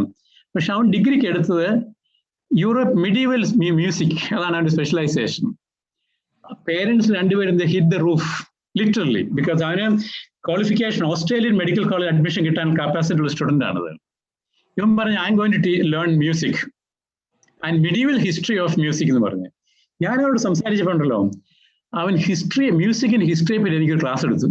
ഞാൻ ഒരു മ്യൂസിക്കിന് history അല്ല, ഇത് instrumentation, അതിന്റെ ഹിസ്റ്ററിയും അതിന്റെ പൊളിറ്റിക്സ്, ഇത് +2 കഴിഞ്ഞ കുട്ടിയാണ് ആലോചിക്കണം. I have no doubt he'll be a leading person in the commentary on the music, and he sings very well. പക്ഷെ ഇവർക്ക് ഇവനെ ഡോക്ടർ ആക്കണം എന്നുള്ളതാണ്. പക്ഷെ I am very clear about what I want to do in my life. I want to be a serious commentator on music and musicology. I will be a top in Australian musicology. Maybe I will be a professor of music and I sing. This is what gives me my happiness. ആ വ്യത്യാസം നോക്കിയത്. Parents, they define what is his ലക്ഷ്യബോധം. പക്ഷെ fortunately, since he was in Australia and he don't have to pay fees, he don't have to depend on his parents for the fees. നമ്മുടെ നാട്ടിൽ അവൻ്റെ student ആണെങ്കിൽ അവൻ്റെ fees ആ music എടുത്താൽ കാരണവന് പറയും, നീ പോയി നിന്റെ ഫീസ് കണ്ടുപിടിച്ചോളാൻ പറയും. ഇതാണ് ഈ ലക്ഷ്യബോധം എന്നുള്ള ഐഡിയയെ പറ്റിയുള്ള എൻ്റെ റിഫ്ലക്ഷൻ എന്ന് പറയുന്നത്. ഞാൻ ലക്ഷ്യബോധം വേണ്ടെന്നല്ല, ഈ ഫെസിലിറ്റേറ്റ് അവരുടെ ആ life expectation, ambition, innate capacity expand ചെയ്യുക എന്നുള്ളതാണ് ലക്ഷ്യബോധം എന്ന് പറയുന്നത്. അതിനുള്ള സ്കിൽസ്, കപ്പാസിറ്റി, എൻവയോൺമെന്റ്, സപ്പോർട്ട്, ഇതാണ് കൊടുക്കേണ്ടത്. Okay sir, thank you. നമ്മൾ വളരെ സന്തോഷത്തോടു കൂടി ഇത്രയും നേരം സാറിനെ കുറിച്ച് കേൾക്കുകയായിരുന്നു. സാറിന്റെ ലൈഫും സാറിന്റെ ആർട്ടിക്കിൾസും നിങ്ങൾക്ക് വായിക്കാൻ വേണ്ടിയിട്ട് ഈ ഒരു വെബ്സൈറ്റ് നിങ്ങൾക്ക് പോകാവുന്നതാണ്. joythomas.in എന്നാണ് വെബ്സൈറ്റ്. ഞാൻ നിങ്ങൾക്ക് എൻ്റെ ലിങ്ക് നിങ്ങളുടെ ഗ്രൂപ്പിൽ ഓൾറെഡി പോസ്റ്റ് ചെയ്തിട്ടുണ്ട്. നിങ്ങൾ അതിലൊന്ന് പോയി വായിക്കുക. എന്തിനാണെന്ന് ചോദിച്ചാൽ നമ്മുടെ ലക്ഷ്യം എന്താണ് എന്നുള്ളത് വളരെ ക്ലിയർ ആണ്. നമുക്ക് എല്ലാ തരത്തിലും ഒരു ഗ്ലോബൽ സിറ്റിസൺഷിപ്പിലേക്ക് വളരുവാൻ നമുക്കൊരു മോഡലുണ്ട് നമ്മുടെ മുൻപിൽ. നമ്മുടെ പേഴ്സണാലിറ്റി, നമ്മുടെ തന്നെ ചുറ്റുപാടിൽ നിന്നും, നമ്മുടെ കൂടെ നിന്നും, നമ്മുടെ നാട്ടിൽ നിന്നും വളർന്ന് ഇത്രയും വലിയൊരു പൊസിഷൻ, ലോകത്തെ നിയന്ത്രിക്കുന്ന തരത്തിൽ, ലോകത്തിന്റെ പോളിസി മേക്കിങ്ങിൽ സ്വാധീനം ചെലുത്തുന്ന ഒരു സ്ഥാപനത്തിന്റെ തലപ്പത്തെത്തുവാനായിട്ട് സാധിച്ച വ്യക്തിയാണ്. ഒരുപക്ഷെ നമുക്ക് നമ്മുടെ അറിവിന്റെ പരിമിതി കൊണ്ട് സാറ് പറയുമ്പോഴും സാറിന്റെ കാര്യങ്ങളും ചിലപ്പോൾ നമുക്ക് ആ ഒരു വലിപ്പം മനസ്സിലായിട്ടുണ്ടോ എന്ന് എനിക്കറിയില്ല നിങ്ങൾക്ക്. പക്ഷെ അത്രയ്ക്കും വലിയൊരു പൊസിഷനിലോട്ട് എത്തുക എന്നുള്ളത് ഞാൻ സാറിനെ പ്രശംസിക്കാൻ വേണ്ടി പറയുന്നതല്ല, മറിച്ച് നമുക്കൊരു മോഡലാണ്. നമുക്കും ഇത് പറ്റും.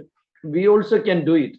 സാറ് പറഞ്ഞു ഇതെല്ലാം വളരെ ലക്ക്, ആക്സിഡന്റ് എന്നൊക്കെ പറഞ്ഞു. ഞാൻ ഈ അടുത്തിടയ്ക്ക് ഇക്കിഗായി എന്നുള്ള പുസ്തകം വായിച്ചപ്പോൾ അതിനകത്ത് പറയുന്നുണ്ട് ആകസ്മികതയിലുള്ള ഒരു വിശ്വാസം, അത് വളരെ പ്രധാനപ്പെട്ടാണ്. പക്ഷെ അത് സംഭവിക്കുന്നത് നമ്മുടെ ലൈഫിൽ സംഭവിക്കുക ആകസ്മികതയെ സംഭവിച്ചുകൊണ്ടേയിരിക്കും. ഓരോ നിമിഷവും നമ്മുടെ മുൻപിൽ ആകസ്മികതകൾ സംഭവിച്ചുകൊണ്ടേയിരിക്കും. പക്ഷെ അതിനെ പിടിച്ചു നിർത്തുവാനും അതിനെ യൂട്ടിലൈസ് ചെയ്യാനും സാധിക്കുന്നവരാണ് ജീവിതത്തിൽ വിജയിക്കുക. നമ്മുടെ എല്ലാവരുടെയും ജീവിതത്തിലൊക്കെ 100,000 ആകസ്മികതകൾ സംഭവിക്കുന്നുണ്ട്, അല്ലെ? ഇപ്പം ഒരു നിസ്സാര ഉദാഹരണം ഞാൻ പറഞ്ഞാൽ, ഒരു തടിക്കച്ചവടക്കാരനായിട്ടുള്ള നമ്മുടെ നാട്ടിലെ ഒരാളെ കുറിച്ച് ഞാൻ കേട്ടു.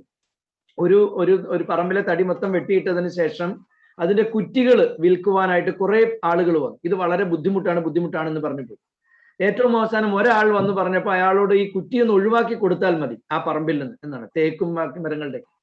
അപ്പൊ ഈ തടിക്കച്ചവടക്കാരൻ എന്ത് ചെയ്തു? ഇദ്ദേഹം പറഞ്ഞു ഓക്കെ ഞാൻ എടുത്തേക്കാന്ന് പറഞ്ഞു. അപ്പൊ എന്തെങ്കിലും ഒഴിവാക്കി കൊടുക്കാനായിട്ട് ചെറിയൊരു പൈസക്ക് മാത്രം മതി എന്ന് പറഞ്ഞ് ഉടമസ്ഥനെ ഏറ്റു.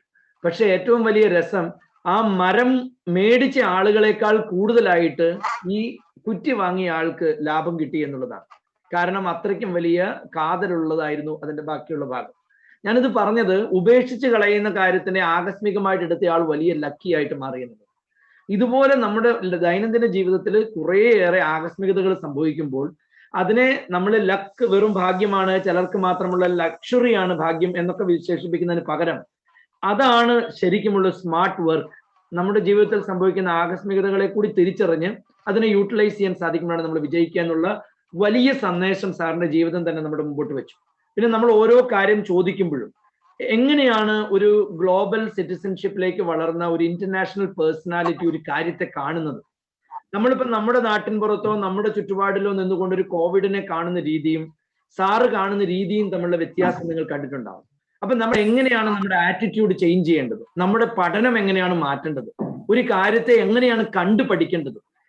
ഓരോ കാര്യത്തിനും അതിൻ്റെ ഒരു ഹിസ്റ്റോറിക്കൽ ബാക്കപ്പ് എങ്ങനെയാണ് കൊണ്ടുവരേണ്ടത്? ഒരു കാര്യത്തിന്റെ ഇൻ ബിറ്റ്വീൻ ലൈൻസ് എങ്ങനെയാണ് വായിക്കേണ്ടത്, എങ്ങനെയാണ് നമ്മൾ ജീവിതത്തെ കാണേണ്ടത് എന്നുള്ളതിന് എനിക്ക് തോന്നുന്നു നമുക്ക് ഇതുവരെ കിട്ടിയിട്ടുള്ളത് ഏറ്റവും ബെസ്റ്റ് എക്സാമ്പിൾ ആണ് പ്രൊഫസർ ജോയ് തോമസ് നമ്മുടെ മുമ്പിൽ വെച്ച് തന്നത്. സാറിന് വളരെ സ്നേഹത്തോടുകൂടി വിബ്ജിയോർ ഇൻസ്റ്റിറ്റ്യൂട്ടിന്റെ കാര്യത്തിലും എൻ്റെ ഈ ഓരോ കുഞ്ഞുങ്ങളുടെ പേരിലും വളരെ സ്നേഹത്തോടുകൂടെ ഞാൻ ഓർക്കുന്നു. ഒഫീഷ്യലായിട്ട് 2 സ്കൂളുകളിലുള്ള ടീച്ചേഴ്സ് ഉണ്ട്. അവർ സാറിനോട് ഒരു ഒഫീഷ്യൽ ഗ്രാറ്റിറ്റ്യൂഡ് എക്സ്പ്രസ് ചെയ്യാനായിട്ട് ഇൻവൈറ്റ് ചെയ്യാണ്. ആദ്യമായിട്ട് അടക്കാത്തോട് സ്കൂളിലെ ടീച്ചേഴ്സിനെ ഞാൻ സ്വാഗതം ചെയ്യുന്നു. ജോൺ സാറേ, ആരാ? സാറേ നമസ്കാരം. നമസ്കാരം. വളരെ മനോഹരമായ ഒരു സെഷനായിരുന്നു ഞങ്ങൾക്ക് വേണ്ടി സാറ് ഒരുക്കിയത് എന്നറിയുന്നതിൽ ഒത്തിരി സന്തോഷമുണ്ട്. നമുക്കറിയാം, പലപ്പോഴും നമ്മൾ വായിച്ചതിൽ നിന്നോ അല്ലെങ്കിൽ കണ്ടതിൽ നിന്നോ വളരെ വ്യത്യസ്തമാണ് അനുഭവിച്ച കാര്യങ്ങൾ പറയുമ്പോൾ. അതുകൊണ്ട് തന്നെയാണ് നമ്മുടെ കുട്ടികൾക്ക് ചില അനുഭവങ്ങളൊക്കെ പറയുമ്പോൾ അവർ വളരെ ഇൻട്രസ്റ്റ് ആയിട്ടിരിക്കുന്നത്. ഇന്ന് ഞാനിങ്ങനെ വിചാരിക്കുകയായിരുന്നു, നമ്മൾ ഇത്രയും 250ഓളം കുട്ടികൾ പല രാജ്യങ്ങളിലൂടെ സഞ്ചരിച്ചു. പല രാജ്യങ്ങളുള്ള അവരുടെ കൾച്ചറുകള്, അവിടുത്തെ സംഭവങ്ങള്, അവിടെ ഉണ്ടായിരുന്ന വ്യത്യസ്തമായ അനുഭവങ്ങളെല്ലാം ശരിക്കും നമ്മളൊരു ഇമേജ്, ഒരു വാക്മയ ചിത്രം പോലെ കാണുകയായിരുന്നു. സാറ് ഒരു ചോദ്യത്തിന് തന്നെ അനവധി സംഭവങ്ങളിലൂടെ, ഉദാഹരണങ്ങളിലൂടെ, അനുഭവങ്ങളിലൂടെയാണ് കുട്ടികളുമായി സംവദിച്ചത്. അപ്പൊ അത് വളരെ ഇങ്ങനെ പ്രിപ്പയർ ചെയ്ത് പറയാൻ വേണ്ടി മാത്രം പറഞ്ഞതായിട്ട് ഞങ്ങൾക്ക് ഒരിക്കലും തോന്നിയില്ല. കാരണം എന്താണെന്ന് വെച്ചാല് ഒരു ചെറിയ ചോദ്യത്തിന് പോലും സാറ് അനവധി രാജ്യങ്ങളുമായി ബന്ധപ്പെട്ട് സാറിന്റെ അനുഭവങ്ങളിലെയാണ് ഞങ്ങളുടെ മുമ്പിൽ എടുത്തു കാണിച്ചത്. തീർച്ചയായിട്ടും ഞങ്ങൾക്ക് ഇതൊരു വലിയ മഹാഭാഗ്യമായി തന്നെ കാണുകയാണ്. UN-മായി ബന്ധപ്പെട്ട് തന്നെ കേൾക്കുമ്പോൾ നമ്മുടെ കുട്ടികൾക്ക് അത് എത്രമാത്രം ജെയിംസ് സാർ പറഞ്ഞതുപോലെ എന്നറിയില്ല. എങ്കിലും ഇതിലിരിക്കുന്നവരെല്ലാവരും വളരെ സ്മാർട്ടായിട്ടും വളരെ ആഗ്രഹത്തോടെയും താല്പര്യത്തോടെയും പഠിക്കുന്നവരായതുകൊണ്ട് തന്നെ അതിന്റെ ഒരു ഗൗരവം അവരുടെ ഉള്ളിലേക്ക് എത്തിയെന്നാണ് ഞാൻ മനസ്സിലാക്കുക. തീർച്ചയായിട്ടും നമ്മുടെ സ്വന്തം ആള് അല്ലെങ്കിൽ നമ്മുടെ ചുറ്റുപാടുമുള്ള ആളുകൾ ലോകത്തിന്റെ നെറുകയിൽ എത്തിച്ചേരാൻ ഒത്തിരി എഫേർട്ടുകൾ ഉണ്ടായിട്ടുണ്ടാവും. ഒരുപക്ഷെ സമയമുണ്ടായിരുന്നെങ്കിൽ ഈ ഒരു തലപ്പത്ത് അല്ലെങ്കിൽ ഈ ഒരു മുകളിൽ, ഏറ്റവും മുകളിലായ ഈ ഒരു ജോബിലേക്ക് എത്താൻ വേണ്ടി സാർ അനുഭവിച്ച കുറെ റിസ്കുകൾ കൂടി ഉണ്ടാവും. ഒരുപക്ഷെ അത് സാറ് പറഞ്ഞ അനുഭവങ്ങളിലൂടെയൊക്കെ കുറേശ്ശായി ഞങ്ങൾക്ക് വായിക്കാനായിട്ട് സാധിച്ചിട്ടുണ്ടാവും. ഇത് വളരെ പെട്ടെന്ന് സംഭവിച്ചതല്ലെന്നും വളരെ ഈസി ആയിട്ട് ലഭിച്ചതല്ലെന്നുമുള്ള ഒരു ചിന്ത ഞങ്ങൾക്ക് എല്ലാവർക്കും തന്നെ ലഭിച്ചിട്ടുണ്ട്. കാരണം അതത്ര നിസ്സാരമല്ല. അതിന് പുറകിൽ ഒത്തിരി എഫേർട്ടുകളുണ്ട്, ഒത്തിരി ആഗ്രഹങ്ങളുണ്ട്, ഒത്തിരി സ്വപ്നങ്ങൾ ഉണ്ടായിട്ടുണ്ടാകും. അതുപോലെ തന്നെ അതിനുവേണ്ടി ഒരു ഹാർഡ് വർക്ക് എല്ലാം ഉണ്ടാവും. അതെല്ലാം തീർച്ചയായിട്ടും സാറിന്റെ അനുഭവങ്ങളോട് ഞങ്ങൾക്ക് മനസ്സിലായി കഴിഞ്ഞു. ഇത്തരം റിസ്കുകൾ ഏറ്റെടുത്താൽ, ജീവിതത്തിൽ ചില റിസ്കുകൾ ഏറ്റെടുക്കുമ്പോഴാണ് നമ്മൾക്ക് നല്ല സൗഭാഗ്യങ്ങൾ ഉണ്ടാവുക എന്ന് ഉള്ള ഒരു ചിന്ത കൂടി സാറിന്റെ അനുഭവങ്ങളിലൂടെ ഞങ്ങൾക്ക് ചേർത്ത് വായിക്കാനായിട്ട് സാധിച്ചിട്ടുണ്ട്. തീർച്ചയായിട്ടും സെന്റ് ജോസഫ്സ് ഹൈസ്കൂൾ അടക്കാത്തോടിനും IJM സ്കൂൾ കൊട്ടിയൂരിനും അവിടെയുള്ള കുട്ടികൾക്കും ഞങ്ങൾക്കും ഏറ്റവും വലിയൊരു ഭാഗ്യമായി ഈ ഒരു ഇന്ററാക്റ്റീവ് സെഷൻ ഉപകാരപ്പെട്ടു എന്ന് പറയുന്നതിൽ ഞങ്ങൾക്ക് അഭിമാനമുണ്ട്. തീർച്ചയായിട്ടും ഒരുപക്ഷെ ഇതൊരു സാർ പറഞ്ഞതുപോലെ കോവിഡുമായി ബന്ധപ്പെട്ടുള്ള ഒരു മെച്ചം കൂടിയായിട്ട് ഞങ്ങൾ കാണുകയാണ്.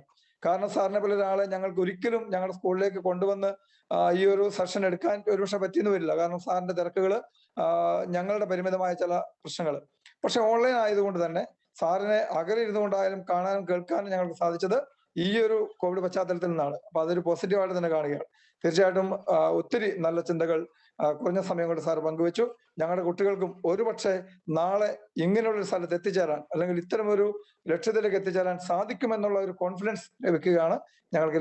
ഇതിൽ നിന്ന് ഏറ്റവും പ്രധാനമായിട്ട് ഞങ്ങൾ കാണുന്ന ഒരു കാര്യം, തീർച്ചയായിട്ടും പ്രൊഫസർ ജോയ് തോമസ് സാറിനെ ഞങ്ങളുടെ ചെറിയ സ്കൂളിലേക്ക്, കൂട്ടായ്മയിലേക്ക് വരാനും ഞങ്ങളോട് സംവദിക്കാനും സാറ് കാണിച്ച സൗമനസ്യത്തിനും സാറ് നൽകിയ സമയത്തിനും, വളരെ വിലപിടിച്ച സമയങ്ങളിലൂടെ കടന്നു പോകുമ്പോൾ ഈ സമയത്തിനും ഞങ്ങൾ ഏറെ നന്ദിയുള്ളവരാണ്. കടപ്പാട് അറിയിക്കുകയാണ്. അടക്കാത്തോട് സെന്റ് ജോസഫ് ഹൈസ്കൂളിന്റെ പേരിൽ, ഞങ്ങളുടെ എല്ലാവരുടെ പേരിൽ സാറിന് ഹൃദ്യമായ നന്ദി അറിയിക്കാൻ ഈ അവസരം ഉപയോഗിക്കുന്നു. Thank you. ഒപ്പം തന്നെ ഇത് കണ്ടക്ട് ചെയ്തത്, ഇത് ഞങ്ങൾക്കായി ഒരുക്കിയത് നമ്മുടെ പ്രിയങ്കരനായ ജെയിംസ് സാറാണ്. കേരളത്തിലെ വളരെ പ്രശസ്തമായ ഒരു ഇൻസ്റ്റിറ്റ്യൂട്ടാണ് കേളകം വിബ്ജിയോർ ഇൻസ്റ്റിറ്റ്യൂട്ട്. അത് ലോകര് അറിയുന്നതേ ഉള്ളൂ. എന്ന് പറഞ്ഞാൽ അറിഞ്ഞു കഴിഞ്ഞു എങ്കിലും ഇനിയും ഒത്തിരി പേരെ ആളുകൾ അറിയാനുണ്ട്. അപ്പോൾ സാറിന്റെ ഈ ഒരു എഫേർട്ട്, ജെയിംസ് സാറിന്റെ ഈ ഒരു വളരെ ദീർഘവീക്ഷണം, ഓരോ ആഴ്ചയിലും ഇതുപോലുള്ള പ്രശസ്തരായ ആളുകളെ ഞങ്ങൾക്കായി ഒരുക്കുന്ന ജെയിംസ് സാറിനും വിബ്ജിയോർ ഇൻസ്റ്റിറ്റ്യൂട്ടിനും ഞങ്ങളുടെ അഗൈതമായ നന്ദിയും കടപ്പാടും അറിയിച്ചുകൊണ്ട് നിർത്തുന്നു. Thank you.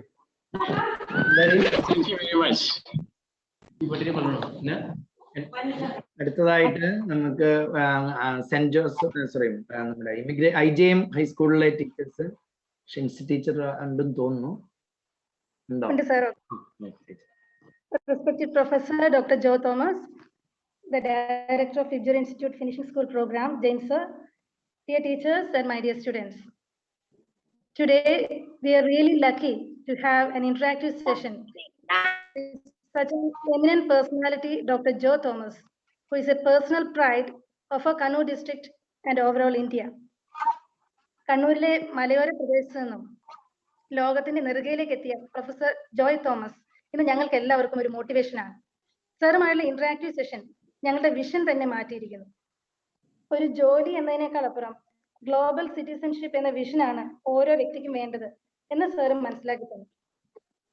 ഓരോ വ്യക്തിയും യുണീക്കാണ്. അവരവരുടെ സ്പെഷ്യൽ കപ്പാസിറ്റി അനുസരിച്ച് നമുക്ക് ഉയരാൻ സാധിക്കും. And for that we have to think different. സാറിന്റെ വാക്കുകൾ തീർച്ചയായും ഉയരങ്ങൾ എത്തിപ്പിടിക്കാനുള്ള ഒരു മോട്ടിവേഷനാണ്. And thank you, sir, for sharing your experience. We are indebted to you, sir, for spending your valuable time with us. On behalf of all the students and teachers of IJMHSS Kottayur and SGHS Adakathoude, thank you very much, sir. Thank you very much. Thanks for the kind words. Much appreciated. Sir, നമുക്ക് ഈ നെറ്റ്വർക്കിന്റെ ഒക്കെ പ്രശ്നം ഉണ്ടായിരുന്നതുകൊണ്ടാണ് കുറച്ച് കുട്ടികൾക്ക് പങ്കെടുക്കാൻ പറ്റാതായത്. അവരിടയ്ക്ക് അത് കെട്ടാവുകയൊക്കെ ചെയ്തു. അറിയാലോ നമ്മുടെ ഇവിടുത്തെ സാഹചര്യമൊക്കെ. പക്ഷെ ഇത് ഫേസ്ബുക്കിൽ ലൈവായിട്ട് പോയിട്ടുണ്ട്, മറ്റു കുട്ടികൾ അതിലൂടെ കണ്ടിട്ടുമുണ്ട്. ബാക്കി തുടർച്ചയായിട്ടും ഇനി എനിക്ക് തുടർന്നും സാറ് പറഞ്ഞതുപോലെ ഞങ്ങൾക്ക് സാറിന്റെ സമയവും സൗകര്യമൊക്കെ അനുസരിച്ച് ഞങ്ങളുടെ കുട്ടികൾക്ക് ഒരു മെന്ററിങ് സർവീസും പിന്നെ അതുപോലെ തന്നെ എങ്ങനെയാണ് പ്രിപ്പയർ ചെയ്യുക, എങ്ങനെയാണ് ഇന്റർവ്യൂകളിൽ പ്രിപ്പയർ ചെയ്യുക, എങ്ങനെയാണ് ഒരു ഗ്ലോബൽ റെസ്യൂമെ തയ്യാറാക്കുക, അങ്ങനെയുള്ള എന്നോട് പറഞ്ഞതുപോലെ ഒരു ഇന്റർവ്യൂ ഗ്രാമർ, ആ ടേം ഞാൻ ആദ്യമായിട്ട് കേട്ടതാണ്. എനിക്ക് വളരെ ഒരു ക്യാച്ചി ആയിട്ട് തോന്നി സാറിനോട് പറഞ്ഞപ്പം. അപ്പൊ ആ ഇന്റർവ്യൂ ഗ്രാമർ ഡിസ്കഷൻ എനിക്ക് തോന്നുന്നു അത് തന്നെ വലിയൊരു സിലബസ് ആയിട്ട് പ്രിപ്പയർ ചെയ്യാൻ പറ്റുന്ന ഒരെണ്ണമാണ് ഇന്റർവ്യൂ ഗ്രാമർ എന്നുള്ളത്. അപ്പം കാരണം ഞാൻ ഇതിനു മുൻപ് NIT-യിലൊക്കെ ഇന്റർവ്യൂ പ്രിപ്പറേഷൻ ആൻഡ് റെസ്യൂമെ പ്രിപ്പറേഷനായിട്ട് ഞാൻ ക്ലാസ് എടുക്കാൻ വേണ്ടി പോകുമായിരുന്നു സൂറത്ത് കല്ലിലൊക്കെ. അപ്പൊ അവിടെ പോകുമ്പോഴും ഈ ഇന്റർവ്യൂ ഗ്രാമർ എന്നുള്ള ടേം എനിക്ക് ആദ്യമായിട്ട് കിട്ടിയപ്പോൾ ഞാൻ വലിയ സന്തോഷമായി. അപ്പൊ അതാണ് അടുത്ത ദിവസം ഇവർക്ക് NIT-യിലെ തന്നെ പ്രൊഫസറാണ് വരുന്നത്, അവരോട് ഡിസ്കസ് ചെയ്യുന്നതും. അപ്പൊ അതുകൊണ്ട് വളരെ സന്തോഷം ഉണ്ടായിരുന്നു. വളരെ സിമ്പിൾ ആയിട്ട് സാറിന്റെ ലൈഫ് തന്നെ ഞങ്ങൾക്ക് കിട്ടി. സാർ അറിയാതെ ഞങ്ങൾ സാറിന്റെ ലൈഫ് മോഷ്ടിച്ചു എന്ന് പറയാം അല്ലെ. അത്ര വളരെ സന്തോഷകരമായ നിമിഷമായിരുന്നു. അപ്പൊ ഇനിയുള്ള സമയത്തും കാരണം നമ്മുടെ 2 സ്കൂളുകളിലെ കുട്ടികൾക്ക് ഒരുമിച്ച് കൊടുക്കാൻ വേണ്ടി പറ്റി എന്നുള്ളതാണ്. ഇപ്പം അടുത്തൊരു സ്കൂളും പുതുതായിട്ട് നമ്മൾ പ്രോഗ്രാം ചെറിയ കുട്ടികൾക്ക് ഉടനെ ഞങ്ങൾ സ്റ്റാർട്ട് ചെയ്തിട്ടാണ്. അടുത്ത തിങ്കളാഴ്ച തൊട്ട് പ്രൈമറി സ്കൂളിലെ കുട്ടികൾക്ക് ഇതേപോലെ തന്നെ ഫിനിഷിംഗ് പ്രോഗ്രാം സ്റ്റാർട്ട് ചെയ്യുവാണ് അവർക്ക് ഇങ്ങനെ തന്നെ. അപ്പം ഇതിന് സാറിന്റെ പ്രസൻസ് വളരെ സന്തോഷമായിരുന്നു. Thank you so much. Thank you sir. And let me thank everybody, particularly James സാറിന്റെ സജഷൻ ആയിരുന്നു ഇത് പറയാൻ വെച്ചത്. എനിക്ക് പറയാനുള്ളതാണ്, I'll be quite happy to associate with you and also specialized training, ആർക്ക് ഇന്റർവ്യൂവിന്റെ ആൻഡ് സ്കിൽസ് ട്രെയിനിങ്, അതുപോലെയുള്ള ഈ പേഴ്സണാലിറ്റി ഡെവലപ്മെന്റ് സ്കിൽസിന് വേണ്ടി I'll be happy to run additional courses. And thanks for this opportunity to meet all of you. ഞാനും നിങ്ങളുടെ അതേ അതുപോലെ പഠിച്ചിരുന്നത്. ഒറ്റ വ്യത്യാസമുള്ള നമുക്ക് ഇപ്പം ഒരു ഇൻഫർമേഷൻ ടെക്നോളജിയുടെ എക്സ്പ്ലോഷൻ ഓർ റെവല്യൂഷൻ അതിന്റെ ഗുണമുണ്ട്, അന്നതില്ലായിരുന്നു. പക്ഷേ പുതിയ ഓപ്പർച്യൂണിറ്റീസ് ആണ്. So keep tune towards accepting all the opportunities coming from the new changes in the society, and keep your vision alive that you want to explore your own potential. ഇതാണ് എൻ്റെ ഒരു summary ആയിട്ട് പറയാനുള്ളത്. And thank you, and have a good day for everybody. Thank you, sir. Thank you.